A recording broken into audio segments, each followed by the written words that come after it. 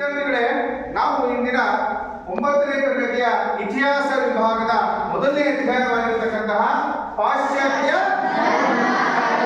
ಒಂದು ಅಧ್ಯಾಯದ ಬಗ್ಗೆ ವಿಚಾರವನ್ನ ಮಾಡೋಣ. ಈಗಾಗಲೇ ಈ ಅಧ್ಯಾಯಕ್ಕೆ ಸಂಬಂಧಪಟ್ಟ ಹಾಗೆ ನಾನು ಯಹೂದಿಗಳು ಮತ್ತು ಪಾರ್ಸಿ ಧರ್ಮ ಈ ಒಂದು ವಿಚಾರಗಳ ಬಗ್ಗೆ ಈಗಾಗಲೇ ಮಾಹಿತಿಯನ್ನ ನೀಡಿದ್ದೇನೆ. ಸೊ ಈಗ ಅದರ ಬಗ್ಗೆ ಒಂದೆರಡು ಪ್ರಶ್ನೆಗಳನ್ನು ಕೇಳ್ತೇನೆ. ಪಾರ್ಸಿ ಧರ್ಮದ ನಿರ್ಮಾತೃ ಯಾರು? ಯಾರೋ? ಜರಾಥುಷ್ಟ್ರ. Very good. ಯಾರೋ? ಜರಾಥುಷ್ಟ್ರ. ಸೊ ಹಾಗಾದ್ರೆ ನಾವು ಇವತ್ತು ವೆರಿ ಗುಡ್ ಕೂತ್ಕೊಳ್ಳಿ. ಇವತ್ತು ಅದೇ ಅಧ್ಯಾಯದ ಕ್ರೈಸ್ತ ಧರ್ಮ ಮತ್ತು ಇಸ್ಲಾಂ ಧರ್ಮಗಳು ಎನ್ನುವಂತಹ ಒಂದು ಟಾಪಿಕ್ ಬಗ್ಗೆ ವಿಚಾರವನ್ನ ಮಾಡೋಣ. ಈ ಒಂದು ವಿಭಾಗದ ಕ್ರೈಸ್ತ ಧರ್ಮ ಮತ್ತು ಇಸ್ಲಾಂ ಧರ್ಮಗಳ ಬಗ್ಗೆ ತಿಳಿದುಕೊಳ್ಳೋದಕ್ಕಿಂತ ಮುಂಚೆ ನಾನೊಂದು ಸಣ್ಣ ಕಥೆಯನ್ನೇ ಹೇಳ್ತೇನೆ. ಆ ಕಥೆಯನ್ನ ನೀವು ಸರಿಯಾಗಿ ಆಲಿಸಿ ನಾನು ಕೇಳ್ತಕ್ಕಂಥ ಪ್ರಶ್ನೆಗಳಿಗೆ ನೀವೇನ್ ಮಾಡ್ಬೇಕು? ಉತ್ತರವನ್ನ ಕೊಡಬೇಕು. ಸರಿನಾ? ಈ ಒಂದು ಕಥೆಯ ಹೆಸರು ಧರ್ಮವ್ಯಾಧ ಎನ್ನುವಂತಹ ಧರ್ಮವ್ಯಾಧನ ಕಥೆ ಅಂತ ಹೇಳಿ. ಯಾರಿದು ಧರ್ಮವ್ಯಾಧ? ಅದ್ರ ಬಗ್ಗೆ ಮಾಹಿತಿ ತಿಳಿಸಿ. ಒಂದಾನೊಂದು ಕಾಲದಲ್ಲಿ ಕೌಶಿಕ ಎನ್ನುವಂತಹ ಒಬ್ಬ ಋಷಿಮುನಿ ಇದ್ದ. ಆ ಕೌಶಿಕ ಎನ್ನುವಂತಹ ಋಷಿಮುನಿಗೆ ಒಂದು ದೊಡ್ಡ ಆಸೆ ಇತ್ತು. ಏನಪ್ಪ ಅಂದ್ರೆ ಎಲ್ಲರಿಗಿಂತ ನಾನು ದೊಡ್ಡ ಮಟ್ಟಕ್ಕೆ ತಿಳ್ಕೊಂಡವನಾಗಬೇಕು, ಜ್ಞಾನವಂತನಾಗಬೇಕು, ಎಲ್ಲರನ್ನೂ ಮೀರಿಸಬೇಕು ಎನ್ನುವಂತ ಒಂದು ಆಸೆ ಇತ್ತು. ಅದಕ್ಕೋಸ್ಕರ ಏನ್ ಮಾಡ್ಬೇಕು? ಅಷ್ಟು ಮೀರಿಸಬೇಕು ಅಂತ ತಕ್ಷಣ ಏನ್ ಮಾಡ್ಬೇಕು? ಸರಿ, ಬಹಳ ಆಳವಾಗಿ ಏನ್ ಮಾಡ್ಬೇಕು? ನಾನು ಏನ್ ಮಾಡ್ಬೇಕು? ಓದ್ಬೇಕು, ತಿಳ್ಕೋಬೇಕು. ಸುಮ್ಮನೆ ಎಲ್ಲರನ್ನೂ ದೊಡ್ಡ ಮನುಷ್ಯನಾಗುತ್ತಾ? ದುಡ್ಡಿದ್ರತಾನ ದೊಡ್ಡ ಮನುಷ್ಯ ಅನ್ನೋದು ಹಾಗೆ ಇವನ್ ಏನ್ ಮಾಡ್ಬೇಕು? ನಾವು ಎಲ್ರಿಗಿಂತ ದೊಡ್ಡ ಮನುಷ್ಯ ಆಗ್ಬೇಕು, ಎಲ್ರಿಗಿಂತ ಓದೋನಾಗ್ಬೇಕು ಅನ್ನೋ ಆಸೆ ಇತ್ತು. ಅದಕ್ಕೆ ಅವನೇನ್ ಮಾಡ್ದ? ಈ ತಂದೆ ತಾಯಿ ಹುಟ್ಟಿಸಿದ ಎಲ್ಲ ತಂದೆ ತಾಯಿಗಳನ್ನು ತಂದೆ ತಾಯಿಗಳನ್ನು ಕೂಡ ಮರೆತು ಬಿಟ್ಟು ಅವ್ರನ್ನ ತ್ಯಜಿಸಿ ಕಾಡಿಗೆ ಹೋಗ್ತಾರೆ. ಕಾಡಿಗೆ ಓದಿ ಸರಿ ಬಹಳಷ್ಟು ಓದಿನ ಕಡೆಗೆ ಹೆಚ್ಚು ಗಮನವನ್ನು ಕೊಡ್ಲಿಕ್ಕೆ ಶುರು ಮಾಡ್ತಾರೆ. ಸೊ ಒಂದು ಸಾರಿ ಹೀಗೆ ಕೌಶಿಕ ಋಷಿಮುನಿ ಓದ್ತಾ ಇರಬೇಕಾದಂತ ಸಂದರ್ಭದಲ್ಲಿ ಆ ಕಾಡು ಅಂತಂದ್ರೆ ಅಕ್ಕಿ ಪಕ್ಷಿಗಳು, ಪ್ರಾಣಿ ಅಕ್ಕಿ ಪಕ್ಷಿಗಳೆಲ್ಲ ಜಾಸ್ತಿ ಇರ್ತದೆ. ನೋಡಿರ್ತಾರಲ್ಲ, ಊರಲ್ಲೇ ಇರ್ತವೆ, ಕಾಡಲ್ಲಿ ಎಲ್ಲ ಇರ್ತಾವ. ಸೊ ಕಾಡಲ್ಲಿ ಏನ್ ಮಾಡ್ತದ್ದು? ಅಕ್ಕಿ ಪಕ್ಷಿಗಳು ಭಾರಿ ಕೀಕಿ ಅಂತ ಅವು ಶಬ್ದವನ್ನ ಮಾಡ್ತಾ ಇರ್ತವೆ. ಸೊ ಶಬ್ದವನ್ನು ಮಾಡ್ತಿರ್ಬೇಕ ಸಂದರ್ಭದಲ್ಲಿ ಕೌಶಿಕ ಮಹರ್ಷಿಗೆ ಆ ಓದುವಂತ ಸಂದರ್ಭದಲ್ಲಿ ಇದು ಬಹಳಷ್ಟು ತೊಂದರೆ ಆಗ್ತಾ ಇತ್ತು, ಡಿಸ್ಟರ್ಬ್ ಆಗ್ತಾ ಇತ್ತು. ಆ ಸಂದರ್ಭದಲ್ಲಿ ಅವೇ ಮಾಡ್ಬಿಟ್ಟ ಓದೋದಕ್ಕೆ ಬಹಳಷ್ಟು ತೊಂದರೆ ಆಗ್ತದೆ ಅನ್ನೋ ಕಾರಣಕ್ಕೆ ಸಿಟ್ಟಿನಿಂದ ಆ ಪಕ್ಷಿಗಳನ್ನು ನೋಡ್ತಾ. ಅಪ್ಪ ಒಂದು ಪಕ್ಷಿ ಬಲಾಕ ಎನ್ನುವಂತ ಒಂದು ಪಕ್ಷಿ ಬಹಳಷ್ಟು ಕೂಗ್ತಾ ಇರುತ್ತೆ. ಆ ಪಕ್ಷಿಯನ್ನು ನೋಡ್ತಾನೆ. ನೋಡಿದ ತಕ್ಷಣ ಆ ಪಕ್ಷಿ ಏನಾಗುತ್ತೆ? ಇವನ ಒಂದು ಕಣ್ಣಿನ ನೋಟಕ್ಕೆ ಆ ಪಕ್ಷಿ ಸುಟ್ಟು ಭಸ್ಮ ಆಗ್ಬಿಡುತ್ತೆ.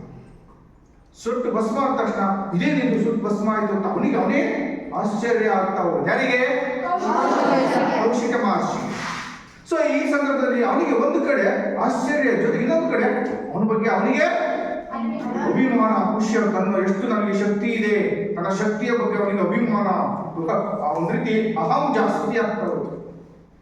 ಇದೇ ಸಂದರ್ಭದಲ್ಲಿ ಅವನೇನ್ ಮಾಡ್ದ? ಈ ತರ ಅಧ್ಯಯನವನ್ನು ಮುಂದುವರಿಸಿ ಒಂದಿನ ಹೀಗೆ ಭಿಕ್ಷೆಯನ್ನ ಇಡ್ಲಿಕ್ಕೆ ಹೋಗ್ತಾನೆ. ಮನೆಗೆ ಭಿಕ್ಷೆಯನ್ನು ಎತ್ತಕ್ಕೆ ಹೋಗ್ತಾನೆ.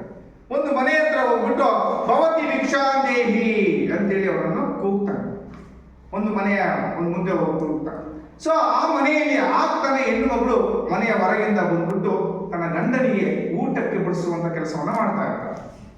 ಊಟಕ್ಕೆ ಬಡಿಸ್ತಾ ಇರ್ಬೇಕಾದ ಸಂದರ್ಭದಲ್ಲಿ ಅವನು ಹೇಳಿದ್ರ ಬಗ್ಗೆ ಹೆಚ್ಚು ಗಮನವನ್ನ ಅವಳು ಕೊಡೋದಿಲ್ಲ. ಯಾರೋ? ಆ ಮನೆಯ ಹೆಣ್ಣು ಮಗಳು. ಸೊ ಆ ಮನೆ ಹೆಣ್ಮಗಳು ಕೊಡದೇ ಇದ್ರಿಂದ ಅದೇನಾಯ್ತು, ಇವನು ಎಷ್ಟು ಸುಮಾರು ಬಾರಿ ಹೋಗ್ತಾನೆ ಕೌಶಿಕ ಮಹರ್ಷಿ, ಅವಳ ಗಮನವನ್ನು ಕೊಡೋದೇ ಇಲ್ಲ. ಸಿಟ್ಟಿನಿಂದ ಆಮೇಲೆ ಸಿಟ್ಟು ಬಂದ್ಬಿಡ್ತದೆ ಕೌಶಿಕ ಮಹರ್ಷಿಗೆ. ಅವಾಗ ಎಷ್ಟೋ ಸರಿ ಕೂಗಿದ್ಮೇಲೆ ಆ ಹೆಣ್ಮಗಳು ಹೊರಗೆ ಬರ್ತಾರೆ. ಇವ್ರು ಸಿಟ್ಟಿನಿಂದ ಎಷ್ಟು ಸರಿ ಕೂಗಿದ್ರು ಕೂಗ್ತಾರೆ, ಬರಲಿಲ್ಲ ಅಂತ ಸಿಟ್ಟಿನಿಂದ ಆ ಹೆಣ್ಮಗಳು ನೋಡ್ತಾರೆ. ಸೊ ಮೊದಲನೇ ಸರಿ ಬಲಾಕ ಪಕ್ಷಿ ಸುಟ್ಟೋದಾಗೆ ಇವಳು ಸುಟ್ಟೋಗ್ಬೇಕಾಯ್ತು. ಆದ್ರೆ ಅವನು ಸಿಟ್ಟಿನಿಂದ ನೋಡಿದ ತಕ್ಷಣ ಹೆಣ್ಮಗಳು ಹೇಳ್ತಾಳೆ, ಅವನ ಮುಖದಲ್ಲಿರ್ತಕ್ಕಂಥ ಒಂದು ಭಾವವನ್ನು ನೋಡಿ ಹೇಳ್ತಾಳೆ, ನೀನು ಸಿಟ್ಟು ಕೆಂಗಣ್ಣಿನಿಂದ ನನ್ನನ್ನು ನೋಡಿದ ತಕ್ಷಣ ಸುಟ್ಟು ಹೋಗೋದಕ್ಕೆ ನಾನು ಬಲಾಕ ಪಕ್ಷಿ ಅಲ್ಲ. ಅವನು ಆಶ್ಚರ್ಯ ಆಗ್ಬಿಡ್ತು ಅನ್ಸುತ್ತೆ. ಅದೇ ನಾನು ಬಲಾಕ ಪಕ್ಷಿ ಸುಟ್ಟೋಗಿದ್ದು ಈಗ ಏನ್ ಗೊತ್ತಾಯ್ತು? ನಾನೇ ದೊಡ್ಡ ಮನುಷ್ಯ ಅನ್ಕೊಂಡಿದ್ದೆ, ಈಗ ನನಗಿಂತ ತಿಳ್ಕೊಂಡಿರೋಳಾಗಿರಲ್ಲ, ಒಬ್ಬ ಸಾಮಾನ್ಯ ಹೆಣ್ಣುಗಳು ಅಂತ ಆಶ್ಚರ್ಯ ಆಗ್ಬಿಡ್ತಾರೆ. ಸೊ ಆ ಸಂದರ್ಭದಲ್ಲಿ ಅದೇನ್ ಮಾಡ್ತಾರೆ, ಅವಳು ಮುಂದುವರಿಸಿ ಒಂದು ಮಾತು ಹೇಳ್ತಾರೆ, ನೀವು ಓದಿರ್ತಕ್ಕಂಥವ್ರಾಗಿರ್ಬೋದು, ಬಹಳಷ್ಟು ಶಕ್ತಿನ ಪಡ್ಕೊಂಡಿರೋರಾಗಿರ್ಬೋದು,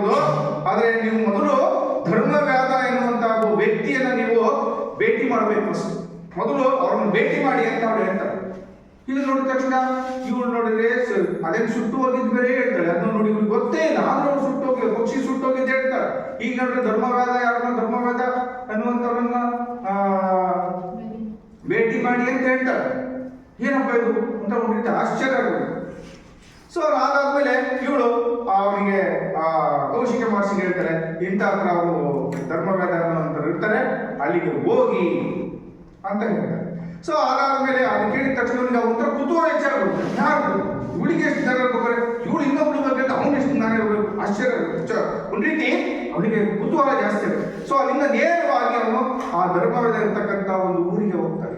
ಹೋಗ್ಬಿಟ್ಟು ಅಲ್ಲಿ ಧರ್ಮ ಬಗ್ಗೆ ವ್ಯಾದನ ಅವನಿಗೆ ವಿಚಾರಿಸಿದಾಗ ಅಲ್ಲೊಂದು ಅಂಗಡಿಯಲ್ಲಿ ಅವನು ಇರ್ತಾನೆ ಅನ್ನುವಂಥ ಒಂದು ದಾರಿಯನ್ನು ತೋರಿಸ್ತಾರೆ ಅವ್ರನ್ನು.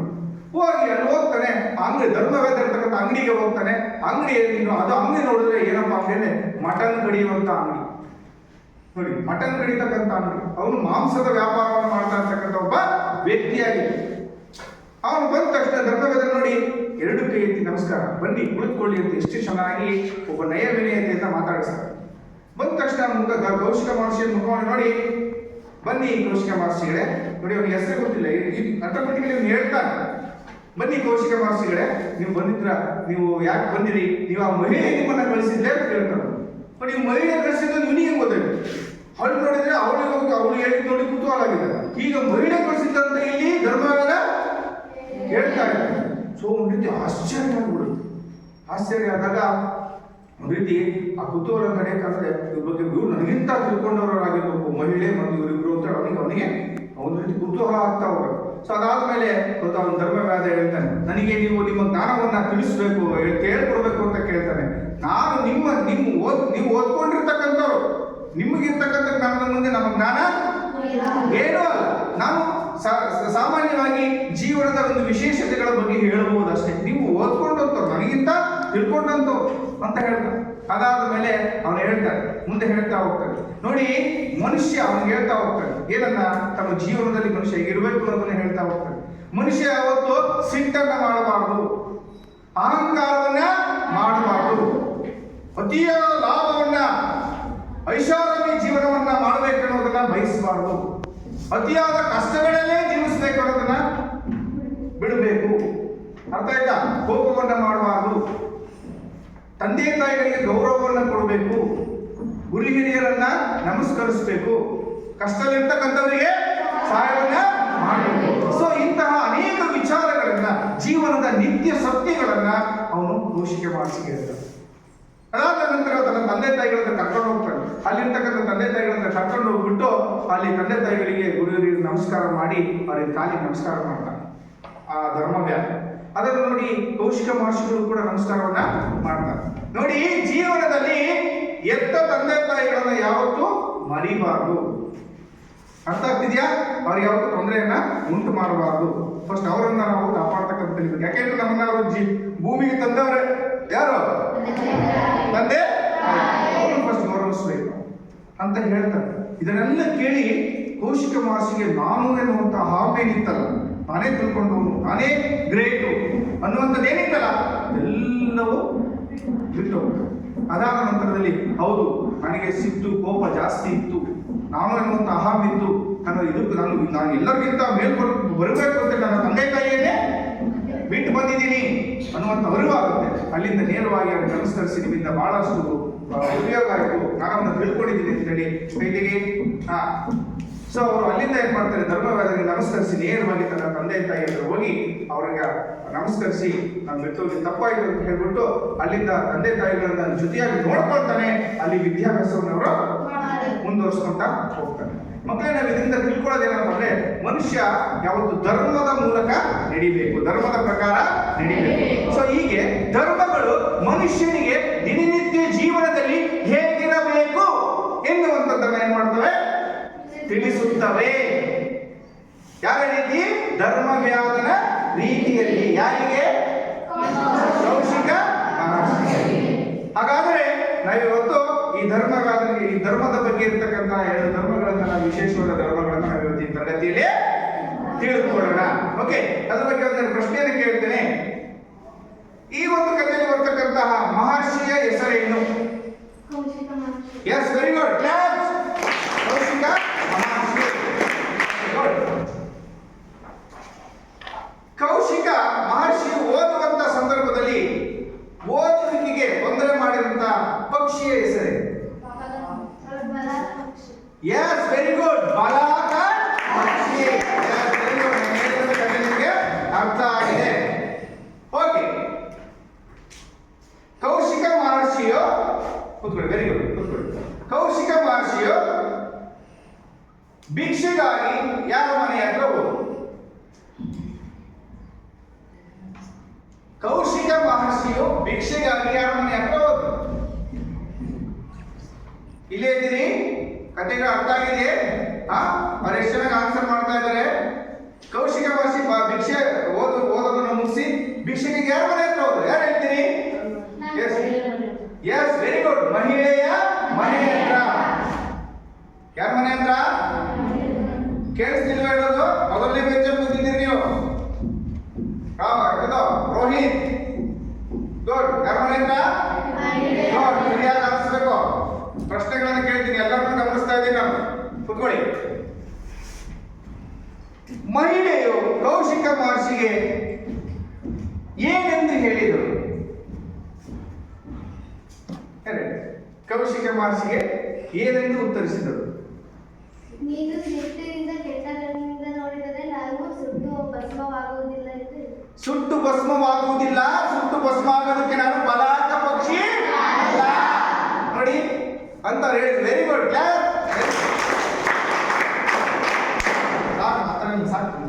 Okay, good. ನಂತರ ವೆರಿ ಗುಡ್.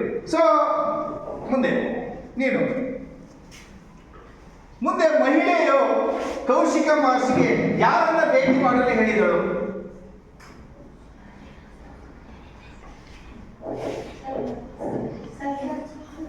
ತಲೆಯನ್ನ ಗಮನವನ್ನ ಇಲ್ಲೇ ಇಟ್ಕೋಬೇಕು. ಕ್ಲಾಸ್ ನಲ್ಲಿ ನಿಮ್ಮ ತಲೆಯನ್ನ ಗಮನವನ್ನ ಎಲ್ಲೆಲ್ಲೋ ಬಿಡೋದಲ್ಲ. ಇದು ನೋಡಿ ಎಷ್ಟು ಜನ ಕೈ ಎತ್ತಿದ್ದಾರೆ. Yes, good. Yes, very good. ಯಾರು?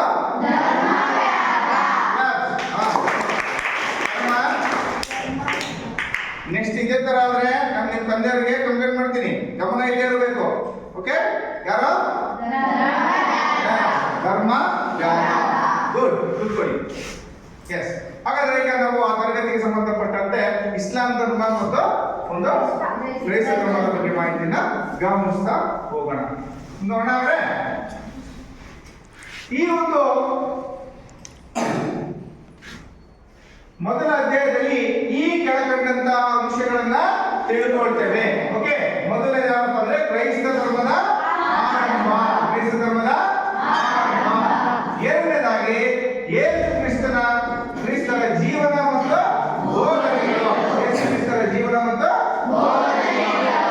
ಮೂರನೇದಾಗಿ ಕ್ರೈಸ್ತ ಧರ್ಮದ ಪ್ರಚಾರ ಮತ್ತು ಮಾಹಿತಿಯನ್ನು ನಾವು ಇದರಲ್ಲಿ ಪಡ್ಕೊಳ್ತೇವೆ. ಮೊದಲನೇದು ಯಾವುದು? ಕ್ರೈಸ್ತ ಧರ್ಮದ ಬಗ್ಗೆ ಮೊದಲನೇದಾಗಿ ನೋಡೋಣ. ಇದಾದ ನಂತರದಲ್ಲಿ ಇಸ್ಲಾಂ ಧರ್ಮದ ಬಗ್ಗೆ ಮಾಹಿತಿಯನ್ನ ತಿಳ್ಕೊಳ್ಳೋಣ. ಓಕೆ, ಈಗ ಮೊದಲನೇದು. ಆಮೇಲೆ ಇನ್ನೊಂದು ಪಾಯಿಂಟ್, ಕ್ರೈಸ್ತ ಧರ್ಮದ ಪಂಗಡಗಳು. ಕ್ರೈಸ್ತ ಧರ್ಮದಲ್ಲಿ ಬರ್ತಕ್ಕಂಥ ಪಂಗಡಗಳೇನು? ವಿಭಾಗಗಳು. ಓಕೆ, ಧರ್ಮದಲ್ಲಿ ಬೇರೆ ಎರಡು ವಿಭಾಗಗಳು ಬರ್ತವೆ. ಅದೇ ರೀತಿ ಕ್ರೈಸ್ತ ಧರ್ಮದಲ್ಲಿ ಎಷ್ಟು ಪಂಗಡಗಳು ಬರ್ತವೆ ಅನ್ನೋದ್ರ ಬಗ್ಗೆ ಮಾಹಿತಿಯನ್ನ ಪಡ್ಕೊಳ್ತೇವೆ. ನೋಡಿ, ಇಲ್ಲಿರ್ತಕ್ಕಂತಹ ಒಂದಿಷ್ಟು ಚಿಹ್ನೆಯನ್ನು ನೀವು ಗಮನಿಸಬೇಕು. ಅವರು ಯಾವ್ಯಾವ ಧರ್ಮಕ್ಕೆ ಸಂಬಂಧಪಟ್ಟ ಒಂದು ಯಾರಾದ್ರೂ ಹೇಳ್ತೀರಾ ನೋಡೋಣ, ಹೇಳೋದಕ್ಕೆ ಪ್ರಯತ್ನ ಮಾಡ್ತೀರಾ? ಉದಾಹರಣೆ ಇದೊಂದು ಓಂಕಾರ ಇದೆ. ಓಂಕಾರದ ಸಿಂಬಲ್ ಯಾವ ಧರ್ಮಕ್ಕೆ ಸಂಬಂಧಪಟ್ಟಿದ್ದೇನೆ? Yes, very good. ಯಾವುದು? ವೆರಿ ಗುಡ್, ಹಿಂದೂ ಧರ್ಮ. ಸೊ ಇದು ಯಾವ್ದು ಸಂಬಂಧಪಟ್ಟಿದೆ?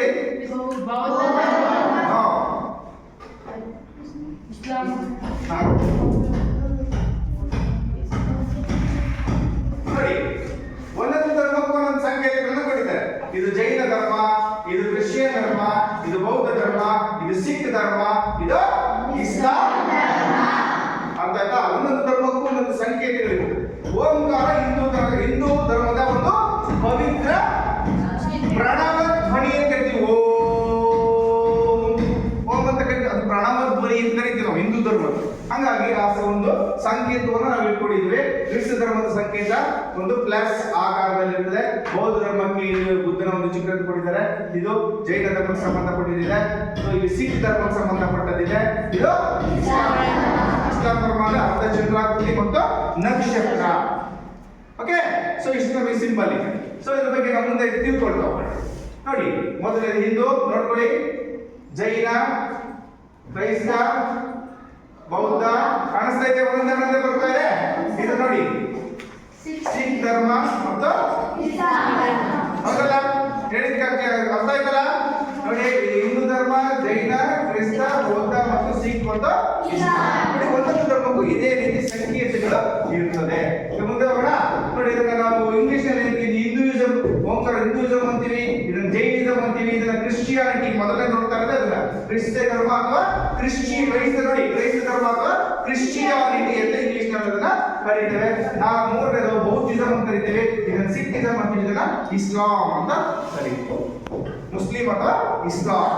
ಓಕೆ, ಮುಂದೆ ನೋಡಿ, ಈ ಧರ್ಮಗಳಲ್ಲಿ ಹಿಂದೂ, ಜೈನ ಮತ್ತು ಬೌದ್ಧ ಮತ್ತು ಜೊರಾಸ್ಟ್ರಿಯನ್ ಧರ್ಮಗಳು 1000 ಶಕಪೂರ್ವ ಶತಮಾನಗಳಲ್ಲಿ ಪ್ರಪಂಚದ ವಿವಿಧ ದೇಶಗಳಲ್ಲಿ ಪ್ರಚಾರವನ್ನ ಮಾಡಿಕೊಂಡಿದ್ದಾವೆ. ಹೇಗೆ ಯಹೂದಿ ಧರ್ಮ, ಪಾರ್ಸಿ ಧರ್ಮ ಇವೆಲ್ಲ ಪ್ರಪಂಚದಾದ್ಯಂತ ಹೇಗೆ ಪ್ರಸಾರವನ್ನ ಮಾಡಿದಾವೋ ಅವರಿಗಿಂತ ಹೆಚ್ಚಾಗಿ, ಇನ್ನೂ ಹೆಚ್ಚಾಗಿ ಕ್ರೈಸ್ತ ಮತ್ತು ಇಸ್ಲಾಂ ಧರ್ಮಗಳು ಏನ್ ಮಾಡಿದಾವೆ, ದೊಡ್ಡ ಮಟ್ಟಕ್ಕೆ ಬೆಳೆದಿದ್ದಾವೆ ಎನ್ನುವಂಥದ್ದು ಕೂಡ.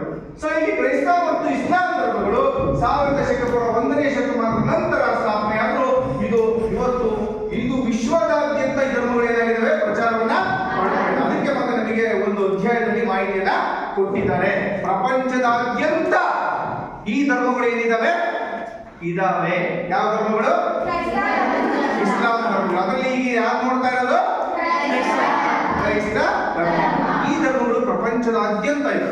ಅದೇ ಹಿಂದೂ ಧರ್ಮ ನೋಡಿ ನಮ್ಮ ಭಾರತದಲ್ಲಿ ಮಾತ್ರ, ಆದ್ರೆ ಕ್ರೈಸ್ತ ಧರ್ಮ ಪ್ರಪಂಚದಾದ್ಯಂತ ಇದೆ. ಹಂಗಾಗಿ ನಿಮಗೆ ಅದರ ವಿಶೇಷತೆಗಳನ್ನ ಯಾಕೆ ಅಷ್ಟೊಂದು ಮಟ್ಟಕ್ಕೆ ಪ್ರಪಂಚದಾದ್ಯಂತ ಇದಾವೆ, ಅದರಲ್ಲಿ ಏನಿದೆ ಅಂತದ್ದು ಏನಿದೆ ಅನ್ನೋದನ್ನು ತಿಳ್ಕೋಬೇಕಾಗುತ್ತೆ.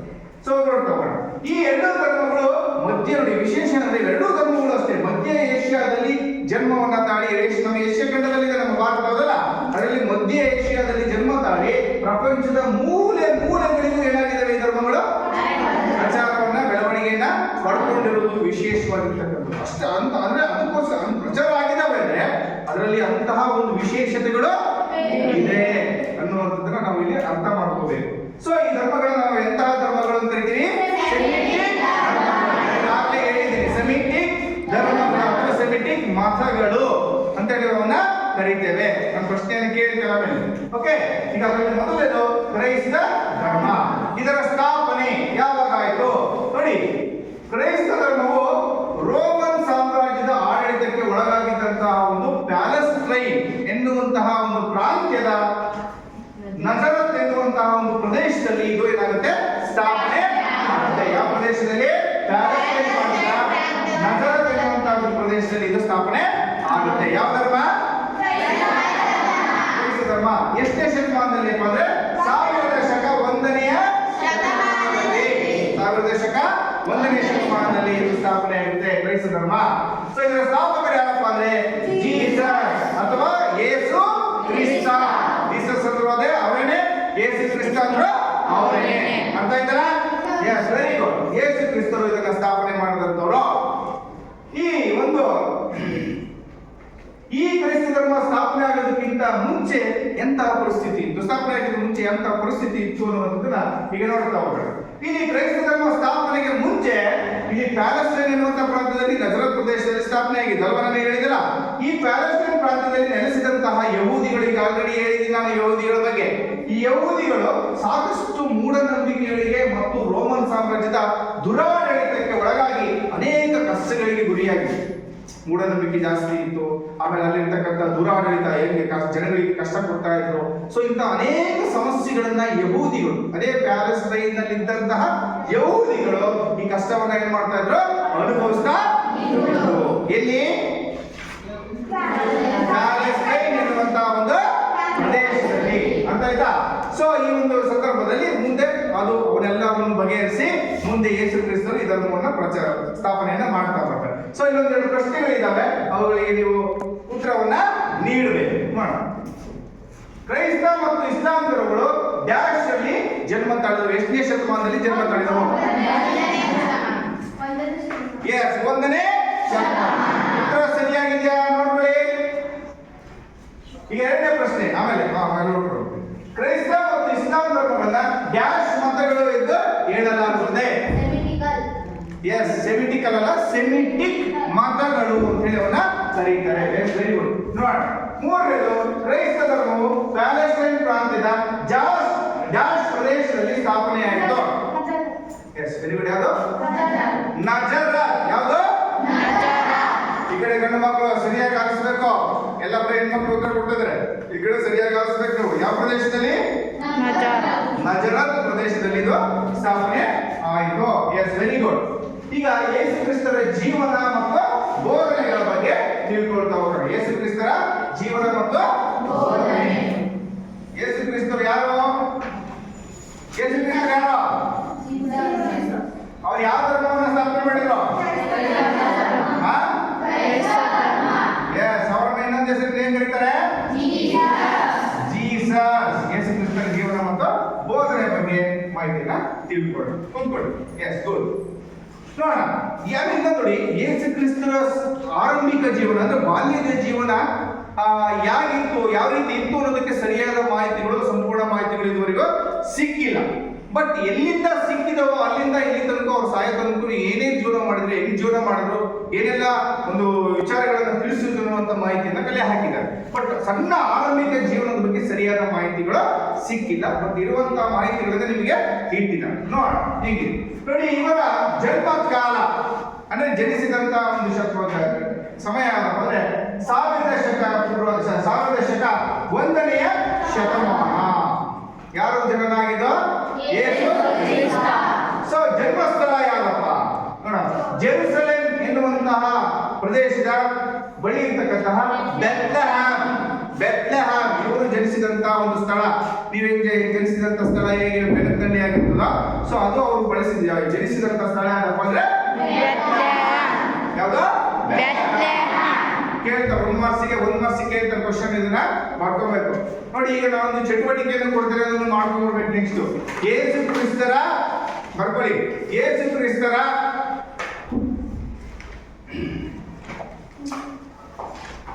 ಫೋಟೋದೊಂದಿಗೆ ಅವರ ಜೀವನ ಮತ್ತು ಬೋಧನೆಯ ವಿಚಾರಗಳನ್ನ ಬಗ್ಗೆ ಪ್ರಬಂಧ ಬರೆಯಿರಿ. ಅವರ ಜೀವನ ಮತ್ತು ಬೋಧನೆಗಳ ಬಗ್ಗೆ ಪ್ರಬಂಧವನ್ನ ಬರೆಯಿರಿ. ಇದು ಚಟುವಟಿಕೆ, ನಿಮಗೆ ನೀಡತಕ್ಕಂತ ಒಂದು ಚಟುವಟಿಕೆ. ಓಕೆ. ಯೇಸು ಕ್ರಿಸ್ತರ ಫೋಟೋದೊಂದಿಗೆ ಅವರ ಜೀವನ ಮತ್ತು ಬೋಧನೆಗಳ ಬಗ್ಗೆ ಒಂದು ಪ್ರಬಂಧವನ್ನ ಬರೆಯುವುದು. ಮುಂದೆ ಹೋಗೋಣ. Yes, very good. ನೋಡಿ, ಇಲ್ಲಿ ಕಾಣಿಸ್ತಾ ಇದೆ ನೋಡಿ, ಇಲ್ಲೊಂದು ಬೆತ್ಲೆಹೇಮ್ ಅಲ್ಲಿ ನೋಡಿ, ಅರ್ಥವಾಗ್ತದೆ ಇರ್ತಕ್ಕಂತಹ ಒಂದು ಪ್ರದೇಶ. ಇಲ್ಲಿರ್ತಕ್ಕಂಥ ನೋಡಿ, ಬೆತ್ಲೆಹೇಮ್ ಎನ್ನುವಂತ ಪ್ರದೇಶವನ್ನ ನಮಗೆ ಮ್ಯಾಪ್ ಅಲ್ಲಿ ತೋರಿಸ್ತಾ ಇದೆ. ಈ ಒಂದು ಬೆತ್ಲೆಹೇಮ್ ಎನ್ನುವಂತ ಪ್ರದೇಶದಲ್ಲಿ ಯಾರು ಜನಿಸಿದ್ರು? ಕಾಣಿಸ್ತಾ ಇದೆ ಮೇಲೆ ಬೆತ್ಲೆಹೇಮ್ ಎನ್ನುವಂತ ಪ್ರದೇಶವನ್ನ ಗಮನಿಸಬೇಕಾಗುತ್ತೆ. ಸೊ ಮುಂದೆ ಇವರ ತಂದೆ ತಾಯಿಗಳು ಯಾರಪ್ಪ ಅಂದ್ರೆ ಜೋಸೆಫ್ ತಂದೆ, ತಾಯಿ ಮೇರಿ. ಯಾರ ತಂದೆ ತಾಯಿಗಳು? ಜೋರಾಗಿ ಸ್ವಲ್ಪ ಫಾಸ್ಟ್ ಆಗಿ ಹೇಳ್ಬೇಕು. ತಂದೆ ಜೋಸೆಫ್, ತಾಯಿ ಮೇರಿ. ಮುಂದೆ ನೋಡಿ, ಈ ಯೇಸು ಕ್ರಿಸ್ತರ ಒಂದು ಜೀವನದಲ್ಲಿ ನೋಡ್ತಾ ಹೋದ್ರೆ ಬಾಲ್ಯದಲ್ಲಿ ವ್ಯವಸ್ಥಿತವಾದಂತಹ ಒಂದು ವಿದ್ಯಾಭ್ಯಾಸ ಇವರಿಗೆ ಅಷ್ಟಾಗಿ ದೊರೆಯದಿದ್ರೂ ಕೂಡ ಅಸಾಧಾರಣವಾದಂತಹ ಒಂದು ಗ್ರಹಣ ಶಕ್ತಿ ಮತ್ತು ಒಂದು ಭಾಷೆಗಳ ಬಗ್ಗೆ ಒಂದು ಪಾಂಡಿತ್ಯ ಇವರಿಗೆ ಇತ್ತು. ನೋಡಿ, ವಿದ್ಯಾಭ್ಯಾಸ ಅಷ್ಟಾಗಿ ಸಿಗದೇ ಇದ್ರು ಕೂಡ ಬಹಳಷ್ಟು ವಿಚಾರಗಳನ್ನ ಚಿಕ್ಕ ವಯಸ್ಸಿನಲ್ಲಿಯೇ ಅವ್ರು ತಿಳ್ಕೊಳ್ತಾ ಇದ್ರು. ಅದನ್ನು ತಿಳ್ಕೋಬೇಕು, ಇದನ್ನು ತಿಳ್ಕೋಬೇಕು ಎನ್ನುವಂತ ಹೆಚ್ಚು ಆಸಕ್ತಿಯನ್ನ ಇವರು ವಹಿಸ್ತಾ ಇದ್ರು. ಯಾರು? ನೋಡ, ಯೇಸು ಕ್ರಿಸ್ತರ ಜೀವನ ಮತ್ತು ಬೋಧನೆಗಳು ಜಾಸ್ತಿ ನೋಡಿ. ಆಮೇಲೆ ಹೇಳಿದೆ ನಮಗೆ ಅವರ ಒಂದು ಬಾಲ್ಯ ಜೀವನದ ಬಗ್ಗೆ ಅಷ್ಟಾಗಿ ಸರಿಯಾದ ಮಾಹಿತಿಗಳು ಇಲ್ಲ. ಬಟ್ ಅದರ ಬಗ್ಗೆ ಏನಿಂದ ಅವರಿಗೆ ಮಾಹಿತಿಗಳು ಸಿಕ್ಕಿದವ ಅವುಗಳ ವಿಚಾರಗಳನ್ನ ನಿಮಗೆ ತಿಳಿಸಿದ್ರು. ನೋಡ, ಈಗ ನಾವು ಯಾವ್ದ್ರ ಬಗ್ಗೆ ನೋಡ್ತಾ ಹೋಗೋಣ? ಯೇಸು ಕ್ರಿಸ್ತರ ಜೀವನ ಮತ್ತು ಬೋಧನೆಗಳ ಬಗ್ಗೆ ನೋಡ್ತಾ ಹೋಗೋಣ. ಈಗಾಗಲೇ ನಿಮಗೆ ಗೊತ್ತಿದೆಯಲ್ಲ, ಅವ್ರು ಎಲ್ಲಿ ಜನಿಸಿದ್ರು?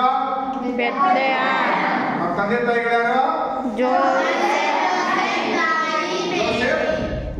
ಜೋಸೆಫ್ ತಾಯಿ ಸರಿಯಾಗಿ ಜೋರಾಗಿ ಹೇಳಿ. ತಂದೆ ಜೋಸೆಫ್, ಹಾ. ತಾಯಿ ತಾಯಿ ಮೇರಿ. Okay, good. ಕೂತ್ಕೊಳ್ಳಿ. ತಾಯಿ ಮೇರಿ. ಈಗ ನೋಡ್ತಾ ಹೋಗೋಣ. ನೋಡಿ, ಯೇಸು ಕ್ರಿಸ್ತರು ಅವನಿಗೆ ಬಾಲ್ಯದ ಒಂದು ವಿದ್ಯಾಭ್ಯಾಸ ಬರಲಿದ್ರು ಕೂಡ ಬಹಳಷ್ಟು ವಿಚಾರಗಳನ್ನು ತಿಳ್ಕೊಂಡಿದ್ರು ಅನ್ನೋದಕ್ಕೆ ನಾನು ಆಗಲೇ ಹೇಳ್ತಾ ಇದ್ದೆ. ನೋಡಿ, ಯೇಸು ಕ್ರಿಸ್ತರು ಅಪಾರವಾದಂತಹ ಒಂದು ಧರ್ಮದ ಬಗ್ಗೆ ಜ್ಞಾನವನ್ನು ನಾವು ತಿಳ್ಕೋಬೇಕು, ಜ್ಞಾನವನ್ನು ತಿಳ್ಕೊಳ್ಳುವಂತ ಹಂಬಲ ಅವರಿಗೆ ಇತ್ತು. ಹಾಗಾಗಿ ಅವ್ರು ಏನ್ ಮಾಡಿದ್ರು, ಯಹೂದಿಗಳಿಗೆ ಮುಂಚೆ ಇದ್ರಕ್ಕಿಂತ ಮುಂಚೆ ಯಹೂದಿಗಳಿದ್ರಲ್ಲ, ನಾನು ಅವಾಗಲೇ ಹೇಳಿದೆ ಯಹೂದಿಗಳ ಒಂದು ಪಾರ್ಟ್ ಕ್ರಿಶ್ಚಿಯನ್ಸ್ ಅಂತ ಹೇಳಿ. ಸೊ ಹಾಗೆ ನೋಡಿ ಅವತ್ತು ಹೇಳಿದ್ರೆ ಯಹೂದಿಗಳು ಕ್ರೈಸ್ತ ಧರ್ಮ ಮತ್ತು ಇಸ್ಲಾಂ ಧರ್ಮಗಳ ಬೆಳವಣಿಗೆಗೆ ಅದು ಒಂದು ಪ್ರೇರಕವಾದಂತಹ ಒಂದು ಧರ್ಮ ಅಂತ ನಾನು ಅವತ್ತು ಹೇಳಿದ್ದೆ, ಹೌದಲ್ಲ? ಸೊ ಹಂಗೆ ಇವರು ಅದಕ್ಕೋಸ್ಕರ ಧರ್ಮದ ಬಗ್ಗೆ ತಿಳ್ಕೋಬೇಕು, ಧರ್ಮದಲ್ಲಿ ಅಂತ ವಿಶೇಷತೆಗಳು ಇದಾವೆ ಅನ್ನುವಂಥ ದೃಷ್ಟಿಯಿಂದ ಅವ್ರೇನ್ ಮಾಡಿದ್ರು, ಯಹೂದಿಗಳಿಗೆ ಸಂಬಂಧಪಟ್ಟಂತಹ ಧರ್ಮ ಗ್ರಂಥಗಳನ್ನ ಓದ್ತಾ ಇದ್ರು, ತತ್ವಗಳನ್ನ ಓದ್ತಾ ಇದ್ರು. ಸೊ ಎಲ್ಲವುಗಳನ್ನ ಓದ್ಕೊಂಡು ಅವ್ರ ವಿಚಾರಗಳನ್ನ ತಿಳ್ಕೊಳ್ತಕ್ಕಂಥ ಕೆಲಸವನ್ನ ಮಾಡ್ತಾ ಇದ್ರು. ಯಾರು?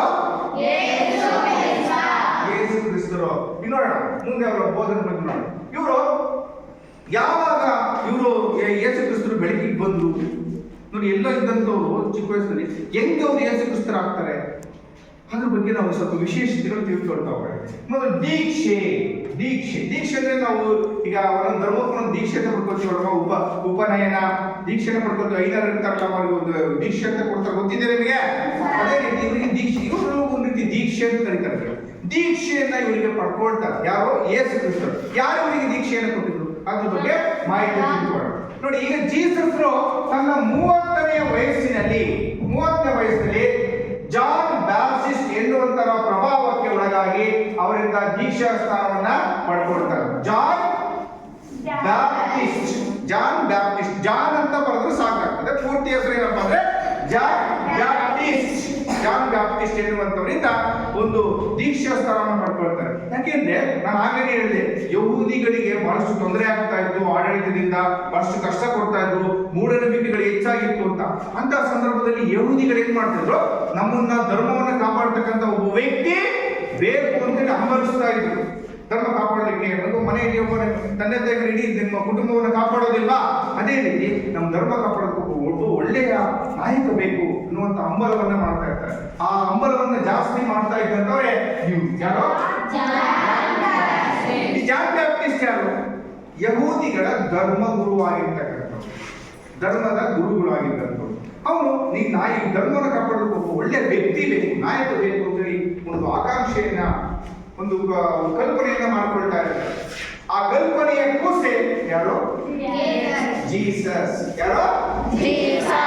ಸೊ ಜೀಸಸ್ ಈ ಧರ್ಮಗಳಾಗಿರ್ತಕ್ಕಂಥ ಜಾನ್ ಬ್ಯಾಪ್ಟಿಸ್ಟ್ ಏನ್ ಮಾಡ್ತಿದ್ರು, ಯಾರಿಗೆ ದೀಕ್ಷೆ ಬೇಕೋ ಅವರಿಗೆ ದೀಕ್ಷೆಯನ್ನ ಕೊಡ್ತಕ್ಕಂಥ ಕೆಲಸವನ್ನ ಮಾಡ್ತಾ ಇದ್ರು. ಅದೇ ರೀತಿ ಈ ಯೇಸು ಅವರು ಒಮ್ಮೆ ಇವರ ಹತ್ರ ಬಂದಾಗ ಈ ಜಾನ್ ಅವರು ಇವರಿಗೆ ದೀಕ್ಷಾ ಸ್ನಾನವನ್ನ ಮಾಡಿಸ್ತಾರೆ. ಮಾಡಿಸಿದಾಗ ಈ ಯೇಸುವಿನ ಮುಖದಲ್ಲಿದ್ದಂಥ ಹೊಳಪನ್ನ ನೋಡಿ, ಅವರಿರ್ತಕ್ಕಂಥ ತೇಜಸ್ಸನ್ನ ನೋಡಿ, ಇವನು ನಿಜವಾಗಿಯೂ ಕ್ರೈಸ್ತ ಧರ್ಮದ ಒಂದು ಬೆಳವಣಿಗೆಗೆ ಕಾರಣಕರ್ತನಾಗ್ತಾನೆ, ಕ್ರೈಸ್ತ ಧರ್ಮವನ್ನ ಕಾಪಾಡ್ತಾನೆ, ಬೆಳೆಸ್ತಾನೆ ಎನ್ನುವಂತಹ ಒಂದು ಅವರಿಗೆ ಆಸೆ ಹೆಚ್ಚಾಗ್ತವೆ. ಹಾಗಾಗಿ ಸೊ ಈ ಒಂದು ಜಾನ್ ಬ್ಯಾಪ್ಟಿಸ್ಟ್ ಅವರು ಯೇಸುವನ್ನ ಮಸೀಹ ಅಂತ ಕರೀತಾರೆ. ಏನ್ ಕರೀತಾರೆ? ಮಸೀಹ ಅಂದ್ರೆ ಮಹಾರಕ್ಷಕ ಅಂತ ಅರ್ಥ. ಮಸೀಹ ಅಂದ್ರೇನು? ಮಹಾರಕ್ಷಕ. ಇಲ್ಲಿ ಯಾರು ಮಹಾರಕ್ಷಕರಾಗ್ತಾರೆ? Very good. ಯಾರು ಕರೆದಿದ್ದು ಅವರನ್ನ ಮಹಾರಕ್ಷಕ ಅಂತ?